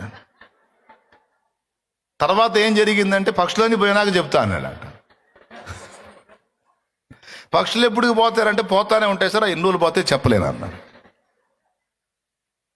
దేవునికి స్తోత్రం కలుగునుగా. హల్లెలూయా. వాడికి అర్థమైపోయింది, ఈడేవిడ నా కాడికి ముదురులాగా ఉన్నారు. వాడిని మెచ్చుకొని బహుమానం చెప్పి, లేకపోతే ఇక వాడు రోజు వచ్చి కూర్చుంటాడు, ఈడొచ్చి ఫిర్ అంటాడు, వాడు తుర్రమని పోయింది అంటా ఉంటాడు. అంతం లేని కథ అది. అట్లాగా రాజులకి కొన్ని రకాల పిచ్చి కోరికలు కలుగుతూ ఉంటాయి. ఆ కోరికలు కలిగినప్పుడు నాలాంటి వాళ్ళు మీలాంటి వాళ్ళు ఎట్లాంటి సమాధానాలు ఇచ్చి అట్లా చేస్తుంటారు అన్న. ఎందుకు ఈ విషయాలు చెప్పానంటే, కొన్నిసార్లు రాజుల యొక్క నియంతృత్వ ధోరణులు కొన్ని ఉంటాయి. కొంతమంది రాజులు ప్రజల మీద బలవంతంగా కొన్ని రుద్దుతా ఉంటారు. వాళ్ళకి ఇష్టం లేకపోయినా కొన్ని బలవంతంగా రుద్దుతా, నియంతృత్వం, కంట్రోల్ చేసేటువంటి విధానం ఉంటుంది. కానీ మన యేసయ్య నియంత్రణ లేకపోతే మనల్ని ప్రేమించే ప్రేమామూర్తి 100% మనల్ని ప్రేమించి ప్రాణం ఇచ్చిన ప్రేమామూర్తి మన యేసయ్య. అర్థం పర్థం లేని ఆలోచనలు చెప్పే పిచ్చిరాజు కాదు యేసు. అర్థం పర్థం లేని పనికిమాలిన పనులు చేపించే వెర్రి రాజు కాదు యేసు. ఆయన జ్ఞానమునకు మితి లేనివాడు, జ్ఞానమునకు కేర్ ఆఫ్ తానే అయి ఉన్నవాడు. ఆయన మహాజ్ఞాన సంపన్నుడు. బుద్ధి జ్ఞానముల సర్వ సంపదలు ఆయన యందు గుప్తమై ఉన్నవి. ఆయన జ్ఞానము మితి లేనిది. అది మనకెంతో ఆశీర్వాదకరమైనది, శ్రేష్టకరమైనది, దీవెనకరమైనది. ఆ మహాజ్ఞాని మనకిచ్చే సూచనలు, సలహాలు మనకి ఎలా ఉంటాయంటే కొంచెం నియంతృత్వం లాగా అనిపించవచ్చు, కానీ అవి మనకి క్షేమం కోసం. అవన్నీ మన మీదకి వచ్చినప్పుడు, వాటిని అనుసరించి మనం బతకాల్సి వచ్చినప్పుడు ఒక ఇంత దాసత్వం ఫీలింగ్ వచ్చింది. అయినా సరే మన భద్రత దృష్ట్యా దేవుడు వాటిని మనకిచ్చాడు గనుక, దాసత్వమో బానిసత్వమో మన భద్రత నిమిత్తం గనుక, ఆయన నియంత కాడు గనుక, మనల్ని ప్రేమిస్తున్నాడు గనుక, ఆయన మాటలను అనుసరించుట మనకే క్షేమం. 100%. పిచ్చి పనులు చేసే పిచ్చి రాజా మన రాజు యేసయ్య? ఆయన ఏది చెప్పినా అందులో 100కి 200% ఉండదులే, కానీ 100కు 100% జ్ఞానం ఉంటుంది. ఒకవేళ ఆ కట్టడలను దాటి నేను దాసుడిగా ఉండగోరను, నేను స్వతంత్రురాలిగా ఉంటాను అని నువ్వు అడుగులు జారి అవతలకేస్తే దాని ఫలితాన్ని తప్పకుండా నువ్వు ఫ్యూచర్లో అనుభవించాల్సి ఉంటుంది. ఏదో ఒక రూపేణ దాని ఎఫెక్ట్ మనం ఖచ్చితంగా ఫేస్ చేయాల్సి ఉంటుంది. ఇది ఎంతమందికి అర్థమైంది? కాబట్టి ఇప్పుడు ఏం చేయాలా? మనం ఈ విషయంలో మారు మనసు పొందాలి. ఒకప్పుడు వాక్యాన్ని దాటి తిరుగుతున్న మనం, హద్దులు దాటి అడుగులేసి విచ్చలవిడిగా అడుగులేసిన మనం ఇప్పుడు క్రమపరుచుకోవాలి. ఈ నూతన సంవత్సర శుభారంభంలో క్రమపరుచుకొని ఇక దూరమున కాదు, సమీపముగా ఆయనను అంటి నడవాలి.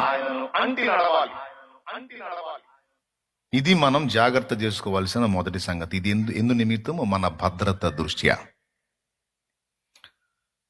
కొంచెం బానిసత్వం లాగా, దాసత్వం లాగా అనిపించింది, అయినా సరే మనం చేయాల్సిందే, ఎందుకంటే క్షేమం అయిపోయింది. రెండో విషయం చెప్తున్నాను. దాసత్వం లాగా మనకు అనిపించే 2 కారణాలు. ఒకటి, ఎందుకు అలా చేస్తాడు అంటే, మొదటిది చెప్పాను నేను. రెండవది, మనము ఆయన యొద్ద స్వాస్థ్యము పొందునట్లు. ఒక దాసుడికి ఎలాగైతే పని చెప్పి యజమానుడు వాడుకుంటాడో అలాగున, మొదటిదేమో ఆయన చెప్పేటువంటి ఆజ్ఞలు మన భద్రత కోసం, రెండవదేమో మనకు స్వాస్థ్యం ఇవ్వటం కోసం. ఒక దాసుడిని యజమానుడు వాడినట్టు ప్రభు మనల్ని వాడుకోవటానికి ఇష్టపడతాడు. అర్థమైందా? నా దాసురాలివి, నా దాసుడివి అంటాడు ఆయన. అన్నప్పుడు రెండో పని ఏంటంటే, ఫస్ట్ దాసుడు చెప్పిన మాట వినాలి, చెప్పిన హద్దుల్లో ఉండాలి, విధేయత చూపాలి, మొదటిది. రెండవది వచ్చేసి దాసుడు యజమాని యొక్క పని చేయాలి. ఏది చేసినా, నీ కుటుంబంలో వ్యక్తులకు చేసినా, బయట వ్యక్తులకు చేసినా, సంఘములోని వ్యక్తులకు చేసినా, సమాజంలోని వ్యక్తులకు చేసినా, నువ్వు ఎక్కడ చేసినా, ఏది చేసినా, నీ హృదయంలో ఒకటి ఉండాలి, నేను సాక్షాత్తు యేసుక్రీస్తు ప్రభువుకే చేస్తున్నాను అన్న నిశ్చయత నీలో ఉండాలి. ప్రభువుకే చేసినట్టు అన్నాడు. ఒకసారి ఆ వచనం చూడండి. ప్రభువు వలన స్వాస్థ్యమును ప్రతిఫలముగా ప్రభు వలన స్వాస్థ్యమును ప్రతిఫలముగా పొందుదుమని ఎరుగుదురు గనుక మీరేమి చేసినను అది మనుషుల నిమిత్తము కాక ప్రభువు నిమిత్తమని మనస్ఫూర్తిగా చేయండి అన్నాడు. ఓ భార్య, నీవు భర్తకు లోబడ్డావా? అట్లయితే ఎవరి నిమిత్తం లోబడ్డావో నీ మనసులో నువ్వు అనుకో, నా ప్రభువు నిమిత్తం నేను నీకు లోబడ్డాను. దేవునికి స్తోత్రం. అది కూడా మనస్ఫూర్తిగా లోబడ్డాను. నా ప్రభువు చెప్పాడు కాబట్టి, లేకపోతే నేను నిన్ను లెక్క చేయను. నా ప్రభువు చెప్పాడు కాబట్టి నేను నీకు లోబడుతాను. తల్లిదండ్రులారా, మీ పిల్లలకు విధేయత మీ పిల్లలారా తల్లిదండ్రులకు విధేయత చూపే విషయంలో ఒకవేళ వాళ్ళు మీకు అయిష్టులుగా ఉన్నప్పటికీ కూడా ప్రభువు నిమిత్తమై మనస్ఫూర్తిగా వాళ్ళకి లోబడండి. యజమానులారా, మీ దాసుల మీద మీరు పెత్తనం చేసేటప్పుడు ప్రభు పైన ఉన్నాడు, ఆయన నిమిత్తమై వాళ్ళని బ్యాలెన్స్గా చూడండి. అలాగే దాసులారా, మీ యజమానుల కింద మీరు పని చేసేటప్పుడు, ఇప్పుడు కొంతమంది ఉద్యోగస్తులు ఉంటారు, పై అధికారులు శోధన వాళ్ళకి పెద్ద హింస.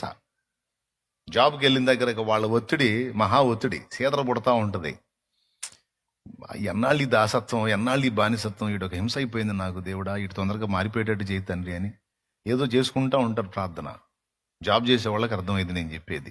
ఆ పై అధికారులు టార్చర్ చీదరగా ఉంటుంది. ఇక్కడ ప్రభు ఏం చెప్తున్నాడంటే,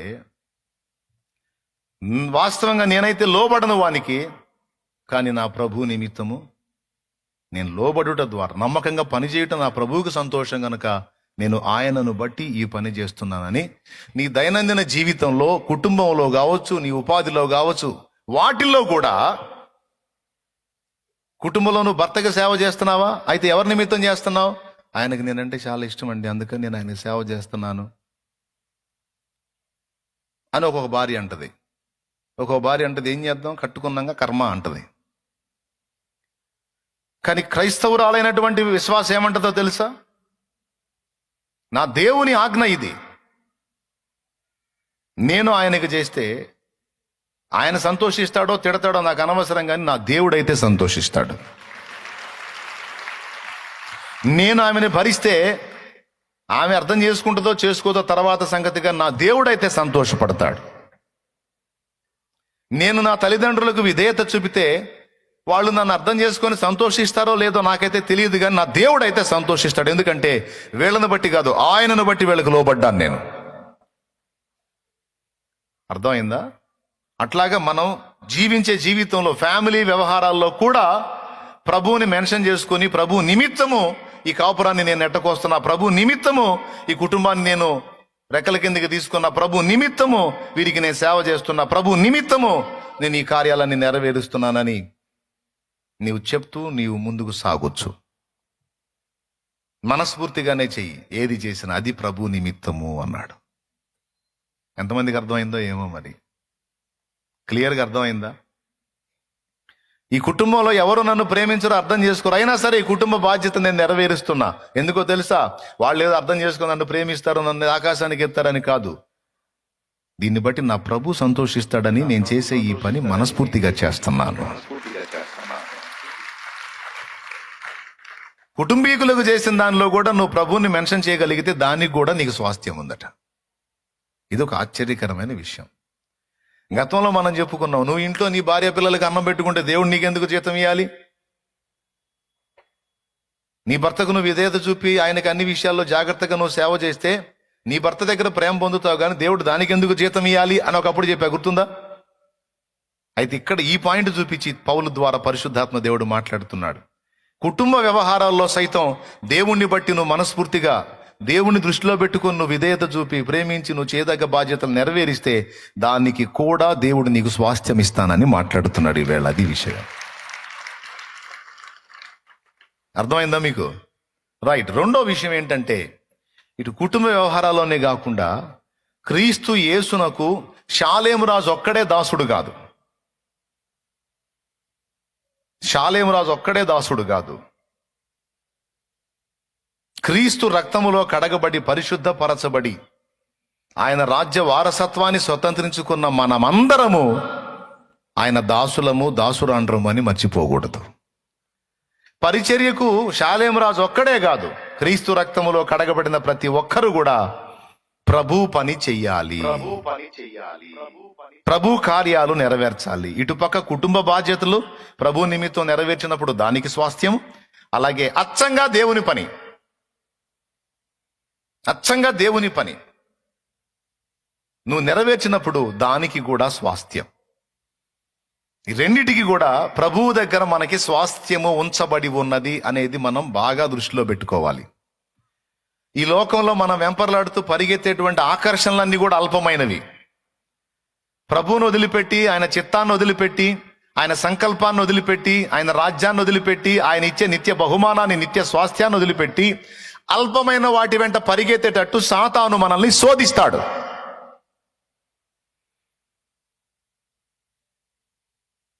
జ్ఞాపకముంచుము లోతు సతీమణి, శాపనగర ప్రియ స్నేహితురాలు. జ్ఞాపకముంచుము లోతు సతీమణి, శాపనగర ప్రియ స్నేహితురాలు. ఆపద నెరిగి ఆశను వీడక, ఆపద నెరిగి ఆశను వీడక, నాశనమొందెను పాఠము మీకిది, నాశనమొందెను పాఠము మీకిది. అదిగో అంజూరము ఓ క్రైస్తవ చిగురించెను చూడుము, అదిగో అంజూరము ఓ క్రైస్తవ చిగురించెను చూడుము. ఇదిగో నేను త్వరగా వత్తును, సిద్ధపడుడియను స్వరమును వినవా. ఇదిగో నేను త్వరగా వత్తును, సిద్ధపడుడియను స్వరమును వినవా. అదిగో అంజూరము ఓ క్రైస్తవ చిగురించెను చూడుము. దేవునికి స్తోత్రం కలుగును గాక. హల్లెలూయా. అల్పమైన ఆనందాన్ని ఇచ్చే లోక ఆకర్షణలను ప్రతిరోజు మనం ఆకర్షణలు లాగుతూ ఉంటాయి. దేవునితో నడవటం కంటే, దేవునితో జీవితం కంటే, దేవుని సహవాసం కంటే, దేవుని పని కంటే కూడా అవి విలువైనవి గాను, నిత్యమైనవి గాను, శ్రేష్టమైనవి గాను, ఘనమైనవి గాను, అవసరమైనవి గాను కనపడతాయి. కానీ అందులో మోసం ఉంది, అందులో మోసం ఉంది. ఆ మోసం బయలుపడ్డ నాడు కనువిప్పు కలిగి కుమిలి కుమిలి కుమిలి కుమిలి ఏడుస్తారు మనుషులు. అందులో మోసం ఖచ్చితంగా ఉంటుంది.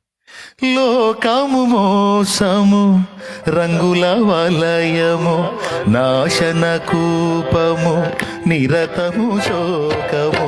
లోకము మోసము, రంగుల వలయము, నాశన కూపము, నిరతము శోకము. ఏసే మార్గము, సత్యము, జీవము.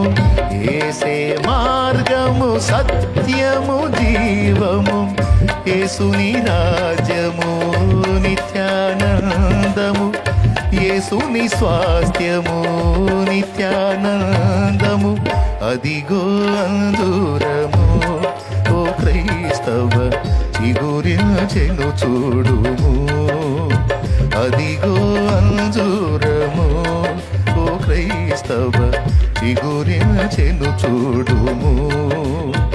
ఇదిగో నేను త్వరగా వత్తును, సిద్ధపడుడియను స్వరమును వినవా.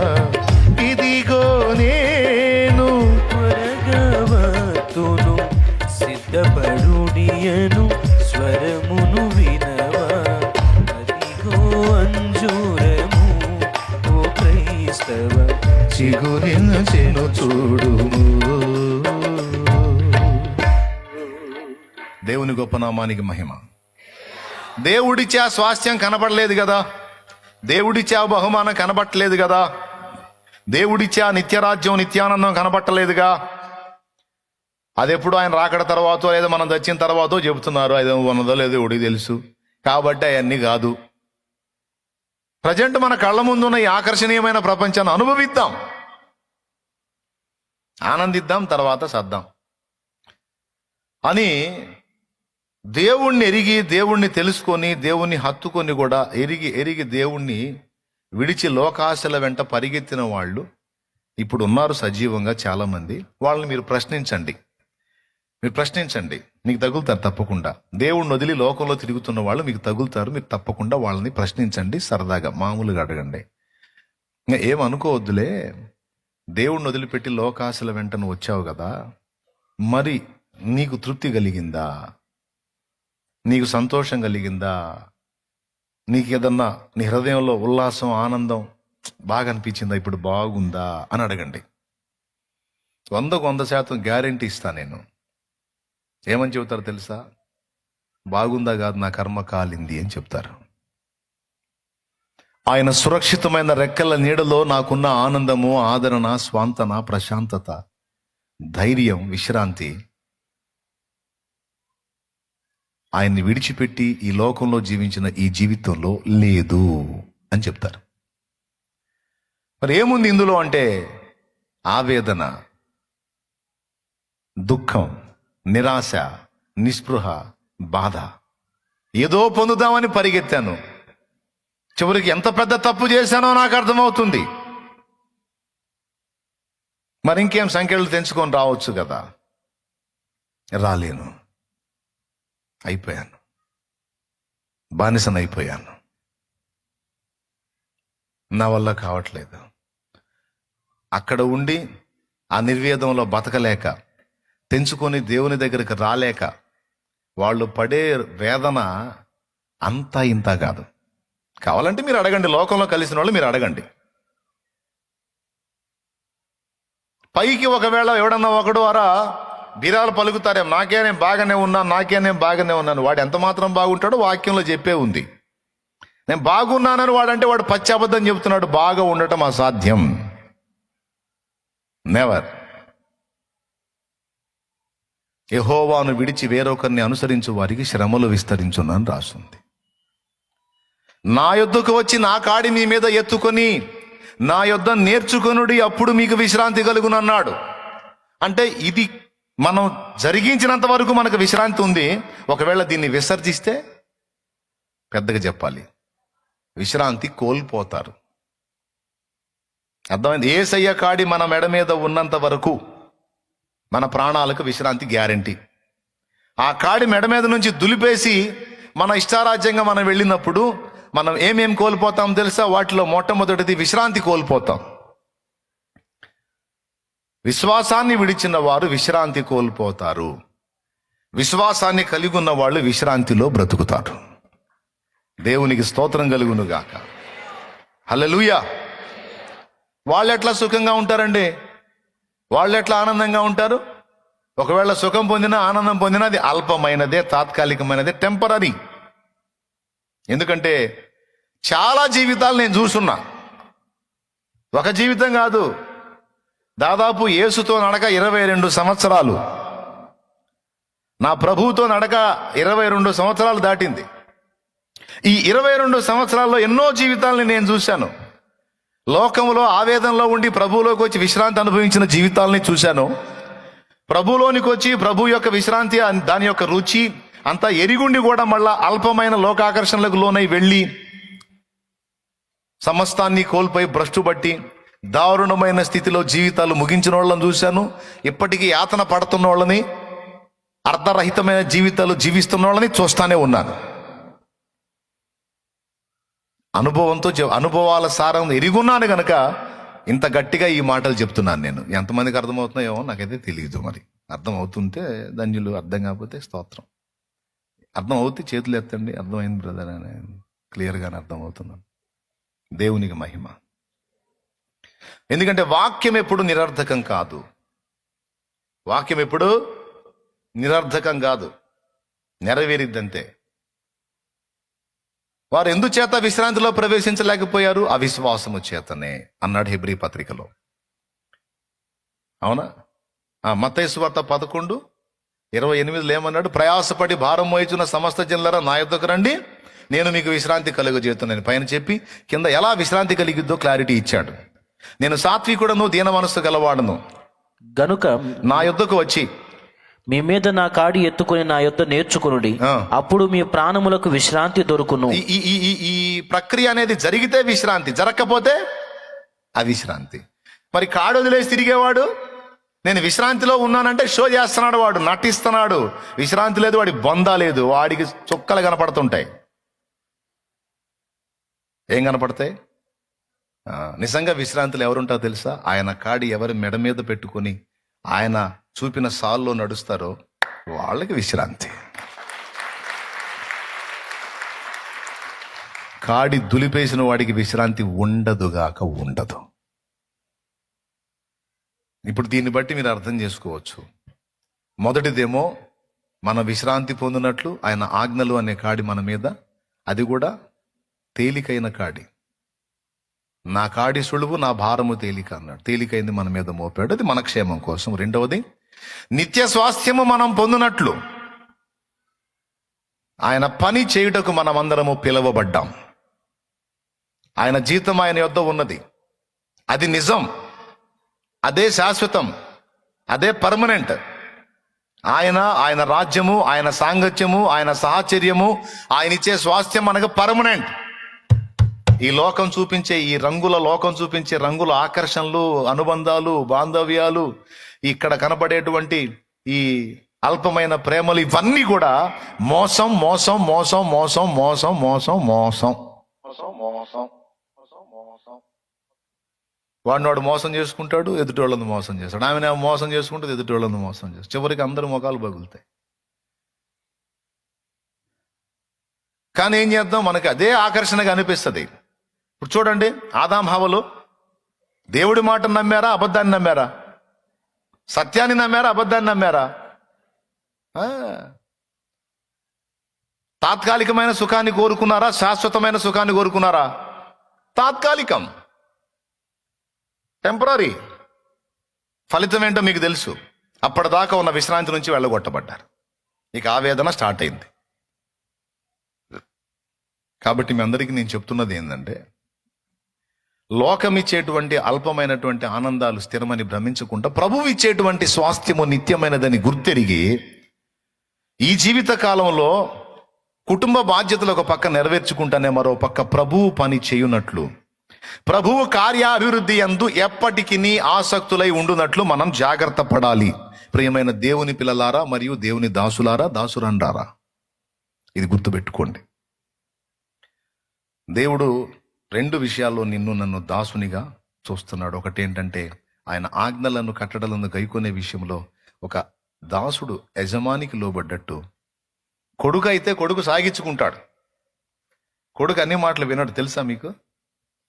కొడుకు వాదనగా దిగుతాడు. తండ్రి పని చెప్తే ప్రతిదీ నాకే చెప్తున్నా, వాడికి చెప్పవను అంటాడు. కొన్నిసార్లు మొరాయిస్తాడు, ఆహా నేను పోను అంటాడు. తండ్రి కూడా చూచి చూడనట్టు పోతాడు. సరే పోరా, చేసేదే ఉంది, పో, నేను తెచ్చుకుంటాను కాకపోతే. కానీ దాసుడు అలాంటి ఊరుకుంటాడా? వాడు లెక్క చూసి జీతం ఇచ్చి, ఇక పోరా నాకు వద్దు, ఇంకోటి పెట్టుకుంటా పో అంటాడు. అవునా కాదా? దాసుడు ఎట్టి పరిస్థితుల్లో విధేయత చూపాలి. కాబట్టి మనల్ని రెండు కారణాల చేత దాసులుగా దేవుడు గమనిస్తున్నాడు. ఒకటి, ఆయన ఆజ్ఞలను గైకొని మనం భద్రంగా ఉండే విషయంలో కొంచెం ఇబ్బంది అనిపించినా సరే, ఒక దాసుడుగా, దాసురాలిగా నా మాటకు విను, లోబడు, స్వతంత్రంగా వ్యవహరించవాకు, కొంచెం దాసత్వమే అనుకో, కానీ అది నీకే మంచిది. నా మాట విను, నా ఆజ్ఞకు లోబడు అంటాడు. ఎందుకంటే నీ ప్రాణానికి విశ్రాంతి. రెండవది వచ్చేసి, దాసుడిగా, దాసురాలిగా నీవు నా పని కూడా చేయాలి, నా పరిచర్య చేయాలి. ఎందుకంటే నేను నీకు నిత్యమైన స్వాస్థ్యం తీసుకొని వస్తున్నాను. ప్రకటన గ్రంథంలో చెప్తాడు, ప్రతి వానికి చుటకు నా యొద్దము జీతము గల చోటు. ప్రకటన గ్రంథం 22వ అధ్యాయము 11వ వచనం నుంచి చూడు. కాలము సమీపమై ఉన్నది, అన్యాయము చేయువాడు ఇంకను అన్యాయమే చేయనిము, అపవిత్రుడైన వాడు ఇంకను అపవిత్రుడుగానే ఉండనిము, నీతిమంతుడు ఇంకను నీతిమంతుడుగానే ఉండనిము, పరిశుద్ధుడు ఇంకను పరిశుద్ధుడుగానే ఉండనిము. ఎవడు ఎక్కడ ఎందులో ఎలా ఉన్నాడో అలానే ఉండనియండి. అలా ఉన్నారా? ఉండనియండి, అలానే ఉండనియండి. ఎవడికి చేయాల్సినది నేను వాడికి చేస్తా వస్తున్నా అన్నాడు. అన్యాయం చేస్తున్నారా కొంతమంది? చేయనియండి, చేయనియండి. ఇది ఎలా ఉందో తెలుసా? డాడీ, వాడు చూసావా ఎక్కడికి పోయి ఆడుతున్నాడో అంటే తండ్రి చెబుతాడు, ఆడని వస్తా ఒక్క నిమిషం, వాడిని అక్కడే ఉండని. ఈజీగా అర్థం అవటానికి చెప్పా. వాడు పోయి వెళ్ళి ఆడుతూ ఉంటాడు, అటుపక్క తిరిగి వంగి ఆడుతూ ఉంటాడు. మెల్ల తీసుకొని పోయి సరిస్తే సరవాల్సిన దగ్గర అయిద్దు. అడిగి పరిగెత్తుతాడు, ఎటు పరిగెత్తాడో కూడా తెలియదు. వాడిని అక్కడే ఉండని అంటున్నాడు. అలా ఉంది ఈ మాట. అన్యాయం చేస్తున్నాడా వాడు, అందులోనే కూర్చున్నాడా? అక్కడే ఉండని. మారు మనసు పొందలేదుగా, అందులోనే ఉండని. వాడిని అట్లనే ఉండని. చెప్పా, వినలేదుగా, ఉండని. తర్వాత ఇంకొకడు ఎవడు అపవిత్రతలో ఉన్నాడా? అపవిత్రతలో ఉందా?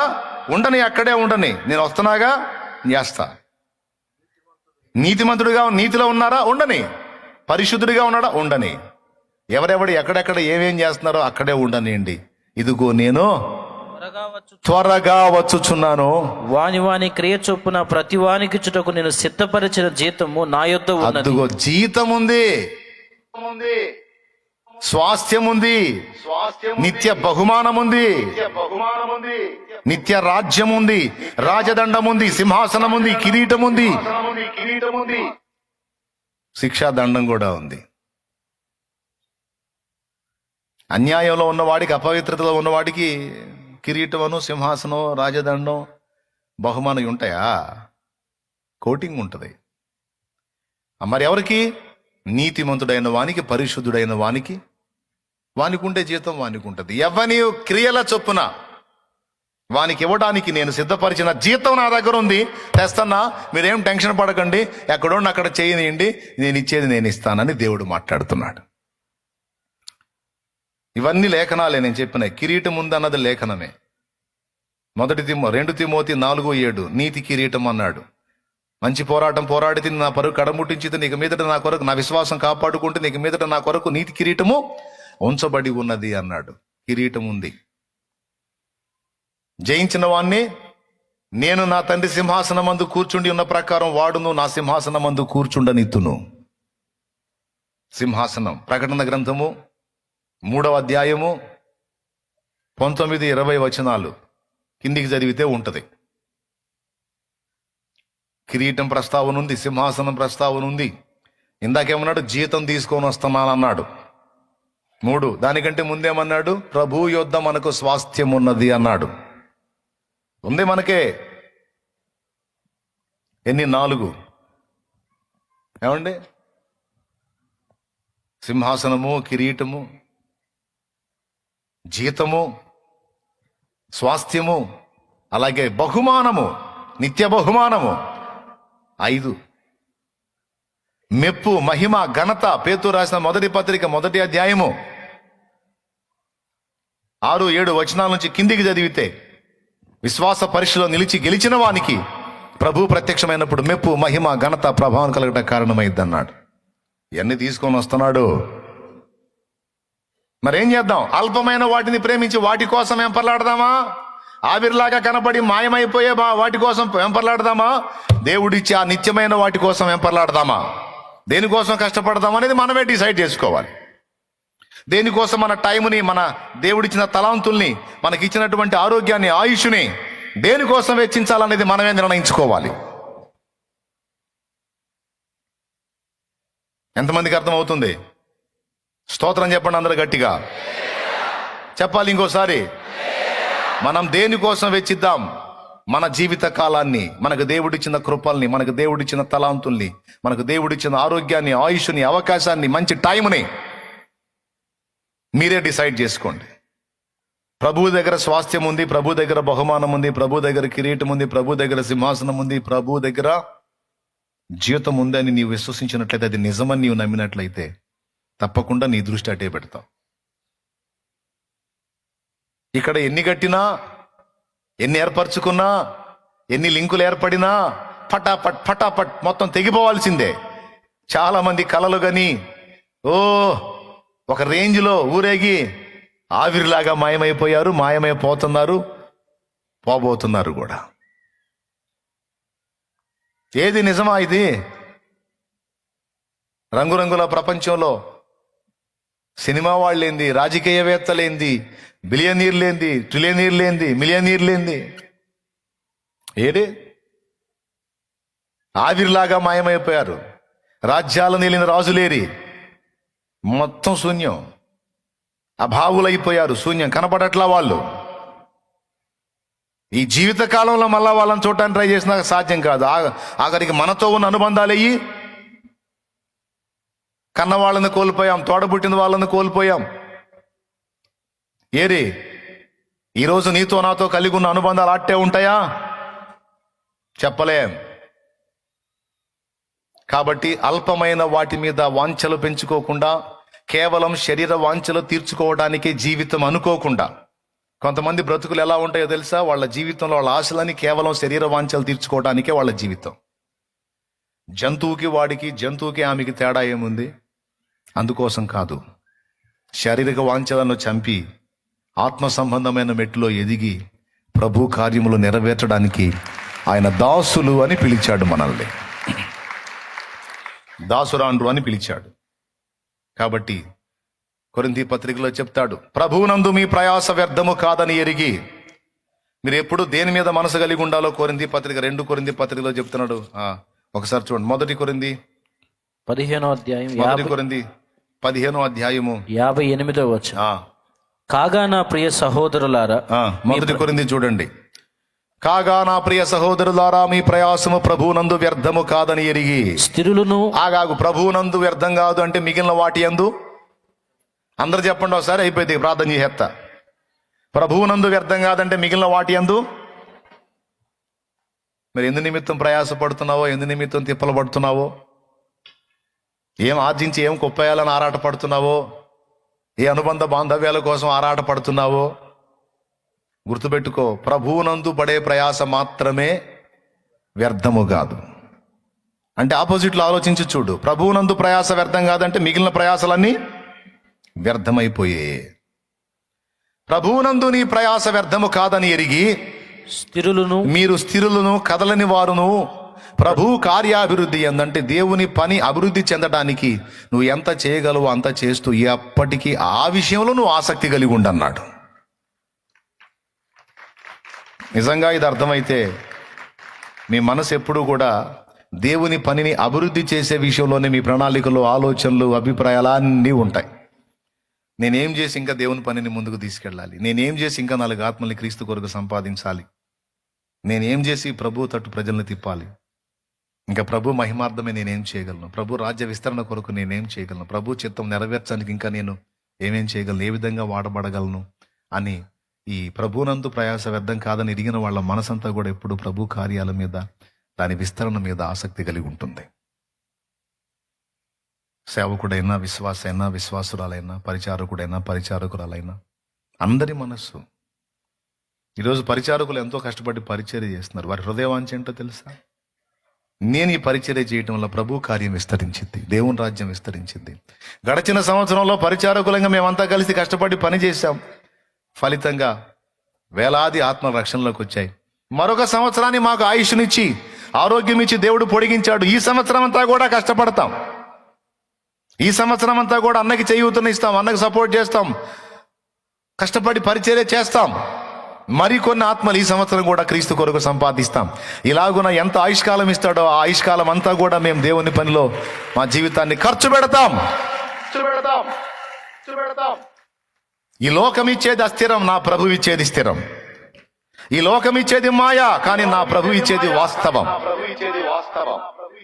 ఈ లోకంతో అనుబంధం తాత్కాలికం, కానీ నా ప్రభుతో అనుబంధం శాశ్వతం అని ఎరిగిన వారై సంవత్సరాలుగా నేను చెప్పినా చెప్పకపోయినా, వాళ్ళని పట్టించుకున్నా పట్టించుకోకపోయినా, లక్ష్య పెట్టినా పెట్టకపోయినా, కనీసం అప్పుడప్పుడు కలిసి ప్రార్థన చేసినా చేయకపోయినా, ఎవరి బాధ్యతలు వారు సమర్థవంతంగా నెరవేరుస్తున్నందున పరిచర్య కుంటుపడకుండా దేవుని మహాకృపతో ముందుకు సాగిపోతూ పెద్ద పెద్ద పనులు కూడా పూనుకొని సఫలమవుతున్నాం. దేవుని కృప. రెండవది పరిచారకుల యొక్క సమర్పణ. వాళ్ళు అలాగూ చేయకపోతే, వాళ్ళు అలా అంకితమై దేవుని పనికి నాకు సహకరించకపోతే నాకు కనపడతాయి సుక్కలు, పట్టపగలు కనపడతాయి సుక్కలు. అట్లా కాకుండా వాళ్ళు అంకితమై అలా పరిచర్య చేస్తూ ఉన్నారు కనుకనే ఈరోజు దేవుని కృపను బట్టి ఏటా కొన్ని వేల ఆత్మల్ని రక్షణలో నడిపించుకుంటా ఉన్నాం. రిజల్ట్ కనపడతా ఉంది. ఒక దైవజనుడు కష్టపడి పరిచర్య చేసి సంవత్సరం అంతా ప్రకటించి సంవత్సరాంతం ఉన్న బాప్తిస్మాలు ప్రకటించి 10 మంది పట్టుమని 10 మంది బాప్తిస్మం పొందితే పలా వండిస్తాడు పాస్టర్ గారు. 10 మంది ఆత్మలు దేవుని రాజ్యానికి చేరారమ్మా, 10 మంది ఆత్మలు రక్షించబడ్డారమ్మా, మన సంఘంలో దేవుడు ఎంత కార్యం చేశాడమ్మా, 10 మంది అమ్మా బాప్తిస్మం ఇస్తా ఉంటే వస్తా ఉన్నారు, నేను పొందుతానని 10 మంది రక్షించబడ్డారమ్మా అని ఎంత పండగ చేస్తాడో. అలాంటిది వేలాది ఆత్మలు రక్షించబడుతుంటే మనం ఎంత పండుగ చేసుకోవాలి. పాపము నుండి, శాపము నుండి, లోకము నుండి, లోకాశల నుండి అవి నాకొద్దు, నాకు యేసు కావాలి, నేను యేసుతో ఉండాలని అనేకులు ప్రభు వైపు తిరుగుతుంటే భూలోకంలో మనకి ఎంత సంతోషం ఉంటుందో నేను అంచనా వేయలేను, కానీ పరలోకంలో అయితే గొప్ప సంతోషం కలుగుతుందని అయితే వ్రాయబడి ఉంది.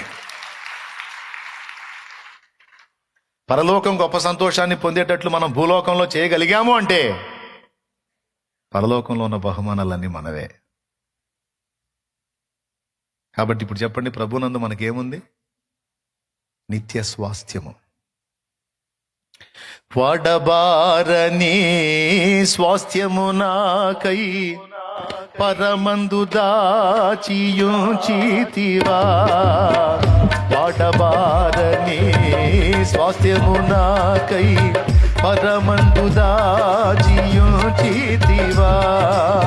వాగ్దాన ఫలము అనుభవింపా నీ కృపలో నన్ను పిలచితివా, వాగ్దాన ఫలము అనుభవింపా నీ కృపలో నన్ను పిలచితివా, మహోన్నతుడా నీ కృపలో నేను నివసించుట నా జీవిత ధన్యతయున్నది, మహోన్నతుడా నీ కృపలో నేను నివసించుట, మహోన్నతుడా కృపలో నేను నివసించుట, మహోన్నతుడా నీ కృపలో నేను నివసించుట నా జీవిత ధన్యతయున్నది. దేవునికి మహిమ. నిత్యమైన స్వాస్థ్యము, వాడబారని స్వాస్థ్యం. గడిచిన సంవత్సరంలో కొంతమంది మనతో కూర్చున్నారు, ఈ సంవత్సరంలో వాళ్ళు లేరు, వెళ్ళిపోయారు ప్రభు దగ్గరికి. పరిచారకుల్లో కొందరు వెళ్ళిపోయారు, విశ్వాసుల్లో కొందరు వెళ్ళిపోయారు. ఈ సంవత్సరం మనకు అవకాశం ఇవ్వబడింది. చేద్దాం, దేవుని కోసం కష్టపడదాం, దేవుని రాజ్య విస్తరణ కోసం ఆసక్తి కలిగి కష్టపడదాం, ప్రభునందు ప్రయాసపడదాం, దేవుని దాసులుగా అంకితమై ప్రయాసపడదాం. ఎందుకు ఈ విషయంలో మనల్ని దాసులుగా చూస్తున్నాడు? నిత్య స్వాస్థ్యము మనకి ఇవ్వటానికి. నా దాసత్వం చేయండి, నా పరిచర్య చేయండి, నా దాసులుగా వ్యవహరించండి. నా దాసులకు నేను దాచి ఉంచిన స్వాస్థ్యం ఎంతో గొప్పది. ఇక అక్కడి నుంచి అంశం మరో మలుపు తీసుకుంటుంది. దాసులకు లోకం ఇచ్చే స్వాస్థ్యం ఏంటి, దేవుడిచ్చే స్వాస్థ్యం ఏంటి, దాసులకు లోకం ఇచ్చేది ఏంటి, దేవుడిచ్చేది ఏంటి అనేది అక్కడి నుంచి మరొక అంశం ఈసారి చెప్పుకుందాం దేవుని చిత్తం అయితే. ఈ లోకం దాసులకు ఇచ్చేది వేరు, దేవుడిచ్చేది వేరు.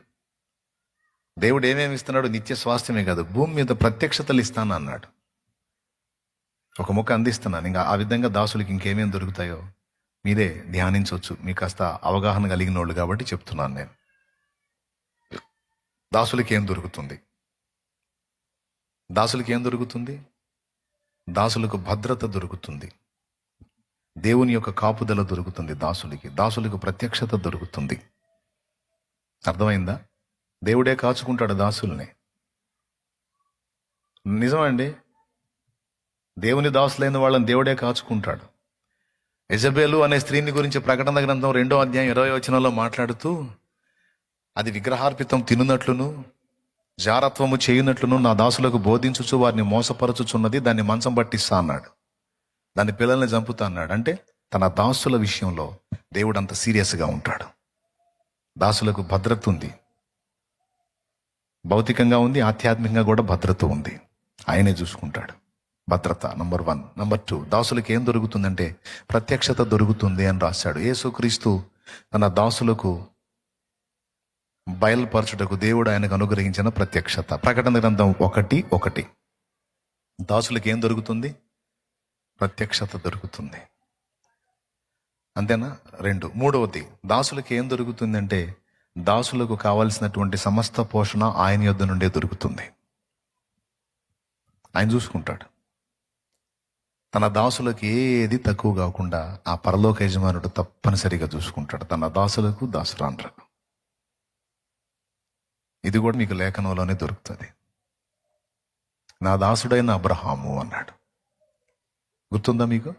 నా దాసుడైన అబ్రహాము. అదే అబ్రహాముని గురించి ఏమనుందో తెలుసా?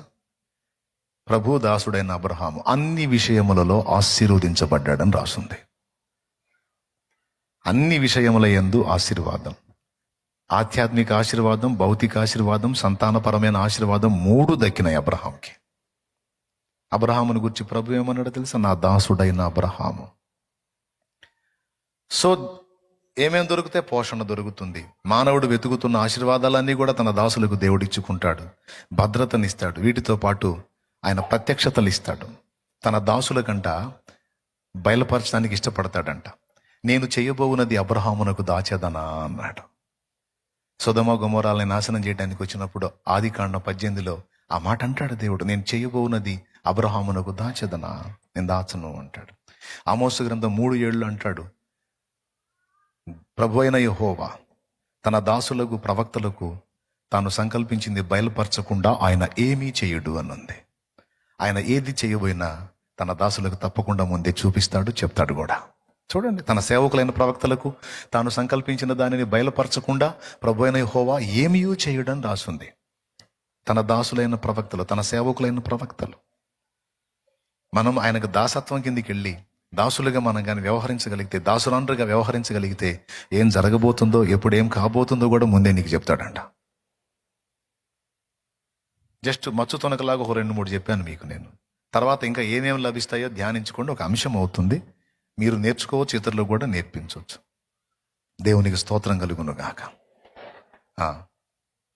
ఓకేనా? దాసులకు ఏం దొరుకుతుంది అన్నది ఒక ప్రశ్న, దానికి సమాధానం అని చెప్పాను. ఎందుకు దేవుడు మనల్ని ఏ విషయాల్లో దాసుడిగా చూస్తున్నాడు, 2 విషయాల్లో దాసుడిగా చూస్తున్నాడు అనే విషయం మీకు క్లారిటీ ఇచ్చాను. అది కూడా ఎందు నిమిత్తం? మన భద్రత దృష్ట్యా, మన స్వాస్థ్యం దృష్ట్యా. 2. ఓకేనా? క్రీస్తు యేసు దాసులకు ఉండాల్సిన ముఖ్య లక్షణం ఒకే ఒక్క మాట. క్రీస్తు యేసు దాసులకు ఉండవలసిన ముఖ్య లక్షణం ఒకే ఒక మాట చెప్పి ప్రార్థన చేస్తా. అదేంటో తెలుసా?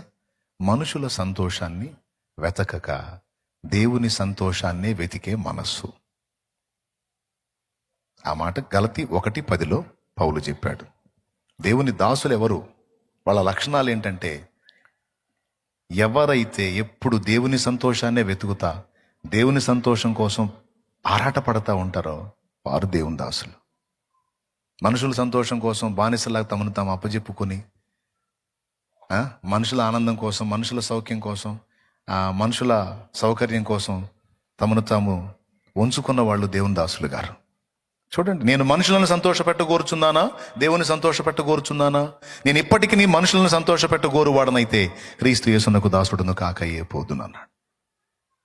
కాబట్టి ముఖ్య లక్షణం, దేవుని దాసుల్లో ఉండే ఒకే ఒక ముఖ్య లక్షణం, చాలా లక్షణాలు ఉంటాయి, అందులో ఒకటి మాత్రం గట్టిగా చెప్పొచ్చు. అదేంటంటే దేవుణ్ణి సంతోషపెట్టాలన్న ఆరాటం, నిరంతరం దేవుని సంతోషాన్ని వెతికే మనస్సు. పైకి లేచి నిలబడి ప్రార్థన చేసి ముగిద్దాం. త్వరగా లేచి నిలబడదామా అందరం? కళ్ళు మూసి ప్రార్థనలో ఉందాం. హల్లెలూయా. తండ్రి, నీకు వందనాలు. ఈవేళ నాతో నువ్వు మాట్లాడిన విధానం కొరకు స్తోత్రం. ప్రభువా, నాకు కర్తవ్యాన్ని బోధించావు. నా కోసం నువ్వు దాచిన స్వాస్థ్యం నీ యొద్ద ఉన్నది. అన్ని విషయాల్లో నన్ను హెచ్చరించావు. నీకు వందనాలు, వందనాలు, వందనాలు అంటే అందరం కలిసి ప్రభుని మయంపరుస్తూ ప్రార్థనలో ఉందాం. హల్లెలూయా. స్తోత్రం, స్తోత్రం. అందరూ కలిసి ప్రార్థనలో ఉండాలి. ప్రార్థన టైం ఇది, నిర్లక్ష్యం చేయొద్దు. ప్రార్థన చేద్దాం. హల్లెలూయా, హల్లెలూయా, హల్లెలూయా, హల్లెలూయా. దేవా, నీకు స్తుతి స్తోత్రం, స్తుతి స్తోత్రం, స్తుతి స్తోత్రం, స్తుతి స్తోత్రం, స్తుతి స్తోత్రం, స్తుతి స్తోత్రం, స్తుతి స్తోత్రం. చేద్దాం, ప్రార్థన చేద్దాం. స్తోత్రం, స్తోత్రం, స్తోత్రం, స్తోత్రం. ప్రేమగల తండ్రి, పరిశుద్ధుడైన ప్రభువా, యేసయ్యా, నీకు నీకు స్తోత్రాలు ప్రభు. వందనాలు, ఈ ఉదయ కాలపు వేళ ఈ మొదటి ఆరాధనలో నీ దాసు నిలవబెట్టుకొని మీరు మాతో మాట్లాడిన మాటలన్నిటిని బట్టి కృతజ్ఞతాస్తుతులు చెల్లిస్తున్నామయ్యా. మా ప్రాణాలను తృప్తిపరిచినందుకు స్తోత్రాలు. మీరు మాకు ఏమేమై ఉన్నారో మీరు మాకు తెలియజేసి ఉన్నారు ప్రభువా. ఎన్నో కోణాలలో ప్రభువా మాతో సహవాసం చేస్తున్నందుకు స్తోత్రాలు చెల్లిస్తున్నాము దేవా. దాసులుగా మమ్మల్ని పిలిచినందుకు స్తోత్రాలు ప్రభువా. అయ్యా, విశ్రాంతి కొరకు దేవా నీ ఆజ్ఞలు మాకు ఇచ్చినందుకు స్తోత్రాలు. ఆజ్ఞల మార్గంలో మమ్మల్ని నడిపిస్తున్నందుకు స్తోత్రాలు. మా భద్రత కోసం, మా క్షేమం కోసం అయ్యా మీరిచ్చిన కట్టడలన్నిటిని బట్టి కృతజ్ఞతలు చెల్లిస్తున్నామయ్యా. ఎక్కడైనా తప్పిపోయి ఉంటే మమ్మల్ని క్షమించండి అయ్యా. సరైన త్రోవలో నడుచుకున్నట్లుగా, నీ ఆజ్ఞల మార్గంలో నడుచుకున్నట్లుగా మా అందరికీ కృప కలుగును గాక ప్రభువా. దేవా, నీ వాక్యమును నాయన విడిచిపెట్టకుండా చక్కని నీ త్రోవలో నడవడానికి మాకు సహాయం చేయండి. అలాగనే మా కొరకు స్వాస్థ్యాన్ని సిద్ధపరిచినందుకు స్తోత్రాలు, బహుమానాన్ని సిద్ధపరిచినందుకు స్తోత్రాలు, కిరీటాన్ని సిద్ధపరిచినందుకు స్తోత్రాలు. దేవా, మీరు ఇవ్వబోతున్న సమస్తము కొరకు వందనాలు ప్రభువా. దేవా, ఈ లోక మాయలో కొట్టుకొని పోకుండా అయ్యా మీరు మా కొరకు సిద్ధపరిచిన స్వాస్థ్యము మీద దృష్టి పెట్టి, కిరీటము మీద దృష్టి పెట్టి ముందుకు సాగునట్లు సహాయమును దయచేయండి. ఈ లోకమాయలో పడిపోకుండా మమ్మలను కాపాడండి ప్రభువా. నీ యొద్ద నుంచి బహుమానము పొందుకొనున్నట్లుగా అయ్యా, నీ పనిలో ప్రయాసపడున్నట్లుగా మా అందరికీ కృప కలుగునుగాక ప్రభువా. కృపతో సహాయమును దయచేయండి. ఈ మాటలు మా హృదయములో ముద్రింప చేయండి. మీరు మా కొరకునైనా జీతం ఇవ్వడానికి, స్వాస్థ్యం ఇవ్వడానికి సిద్ధపరిచిన గొప్ప పని కొరకు స్తోత్రాలు. మహాకూటముల కొరకు కృతజ్ఞతలు చెల్లిస్తున్నామయ్యా. మా ముందు ఉంచిన ఈ గొప్ప పనిలో మేమందరము కష్టపడి ప్రయాసపడి నీ యొద్ద నుంచి బహుమానములు పొందుకొందుముగాక ప్రభువా. జీతము పొందుకొందుముగాక ప్రభువా. నీ యందు పడిన ప్రయాస ఎప్పటికీ వృధా కాదు తండ్రి. లోకము కొరకు పడిన ప్రయాస వృధా అయిపోతుంది తండ్రి. ఈ బిడ్డలు మమ్మల్ని అందరినీ జ్ఞాపకం చేసుకొని నీ పనిలో కష్టపడినట్లుగా మాకు సహాయం చేయమని, ఇంతవరకు నీ మాటలు అందించిన నీ దాసుని ఇంకా నీ ఆత్మచేత నింపి వాడుకోమని, లైవ్ ద్వారా, జూమ్ ద్వారా నీ సన్నిధిలో ఉండి ఎంతమంది ఈ మాటలు విని ఇక నుంచి నీ కొరకు బ్రతకడానికి తీర్మానం చేసుకున్నారు, అట్టి కృప భాగ్యం మా అందరికీ దయచేయమని కృతజ్ఞతాస్తుతులు చెల్లిస్తూ యేసు నామములోనే ప్రార్థిస్తూ ఉన్నాము తండ్రి. ఆమేన్. మన తండ్రి అయిన దేవుని ప్రేమ, కుమారుడైన యేసు క్రీస్తు వారి కృప, పరిశుద్ధాత్మ దేవుని అన్యోన్య సన్నిధి, సహవాస సమాధానాలు సమకూడిన మనకు సకల పరిశుద్ధులకు సదాకాలము తోడయుండి ఆయన కొరకు దాసులుగా బ్రతుకున్నట్లుగా మనందరికీ ప్రభు కృప అనుగ్రహించును గాక. ఆమేన్. ప్రవేశ రక్తమునకే చేయం, ప్రవేశ రక్తమునకే చేయం. యేసు నామమునకు సంపూర్ణ విజయము కలుగును గాక. ఆమేన్. హల్లెలూయా, హల్లెలూయా, హల్లెలూయా, హల్లెలూయా. ప్రభు స్తోత్రాలండి. మీ అందరికీ మరొకసారి హృదయపూర్వకమైన వందనాలు. ఈ మొదటి ఆరాధన ముగించబడింది. లైవ్లో, జూమ్లో ఉన్న వారికి కూడా ప్రత్యేకమైన వందనాలు. ఈ కూడిక ముగించబడింది. మరి కాసేపట్లోనే రెండవ ఆరాధన ప్రారంభించబడుతుంది. దేవుని ఆత్మ ప్రేరణలో దైవజనులు చెప్పిన విషయాలు మర్చిపోకుండా దేవుడు మన కొరకు సిద్ధపరచున ఆ స్వాస్థ్యము కోసం, జీతము కోసం మనం ప్రయాసపడదాం. ఓ గొప్ప పని మన ముందు ఉన్నది. మహాకూటముల కొరకు ప్రార్థన చేయండి. పనులు జరుగుతూ ఉన్నాయి. దేవుని కృపను బట్టి సమయం దగ్గరకు వస్తూ ఉంది. 10 సంవత్సరాలు దేవుడు అనేక మందికి దీవెనకరంగా జరిగించున్నాడు. ఈ 11వ సంవత్సరం కూడా దేవుని నామానికి మహిమకరంగా జరుగునట్లుగా తప్పనిసరిగా ఈ ప్రార్థనలో జ్ఞాపకం చేసుకోండి. పరిచర్యకు మీరు చేయవలసిన విధానం ఏదైతే ఉందో అన్ని విధాలుగా తోడ్పాటును అందించండి. ప్రార్థించేవారు, పరిచర్య చేసేవారు, ఆర్థికంగా సహాయం చేసేవారు అన్ని విధాలుగా పరిచర్యలో మీ తోడ్పాటును అందించండి. ముఖ్యంగా ప్రార్థన చేయండి. మరి కాసేపట్లోనే రెండవ ఆరాధన ప్రారంభించబడుతుంది కాబట్టి పరిచర్లోనికి వెళ్ళేవారు పరిచర్లోనికి వెళదాం. గృహాలకు వెళ్ళేవారు జాగ్రత్తగా మీ గృహాలకు వెళ్ళండి. బాప్తిసం పొందాలి అనుకునేవారు రేపు వచ్చే బుధవారం బాప్తిస్మాల కార్యక్రమం ఉంటుంది. నెలలో ఆఖరి బుధవారం. రక్షణ పొందాలి అని తీర్మానం చేసుకున్నవారు ఆ రోజు కలవండి. తప్పనిసరిగా మీకు బాప్తిసం ఇవ్వడం జరుగుతుంది.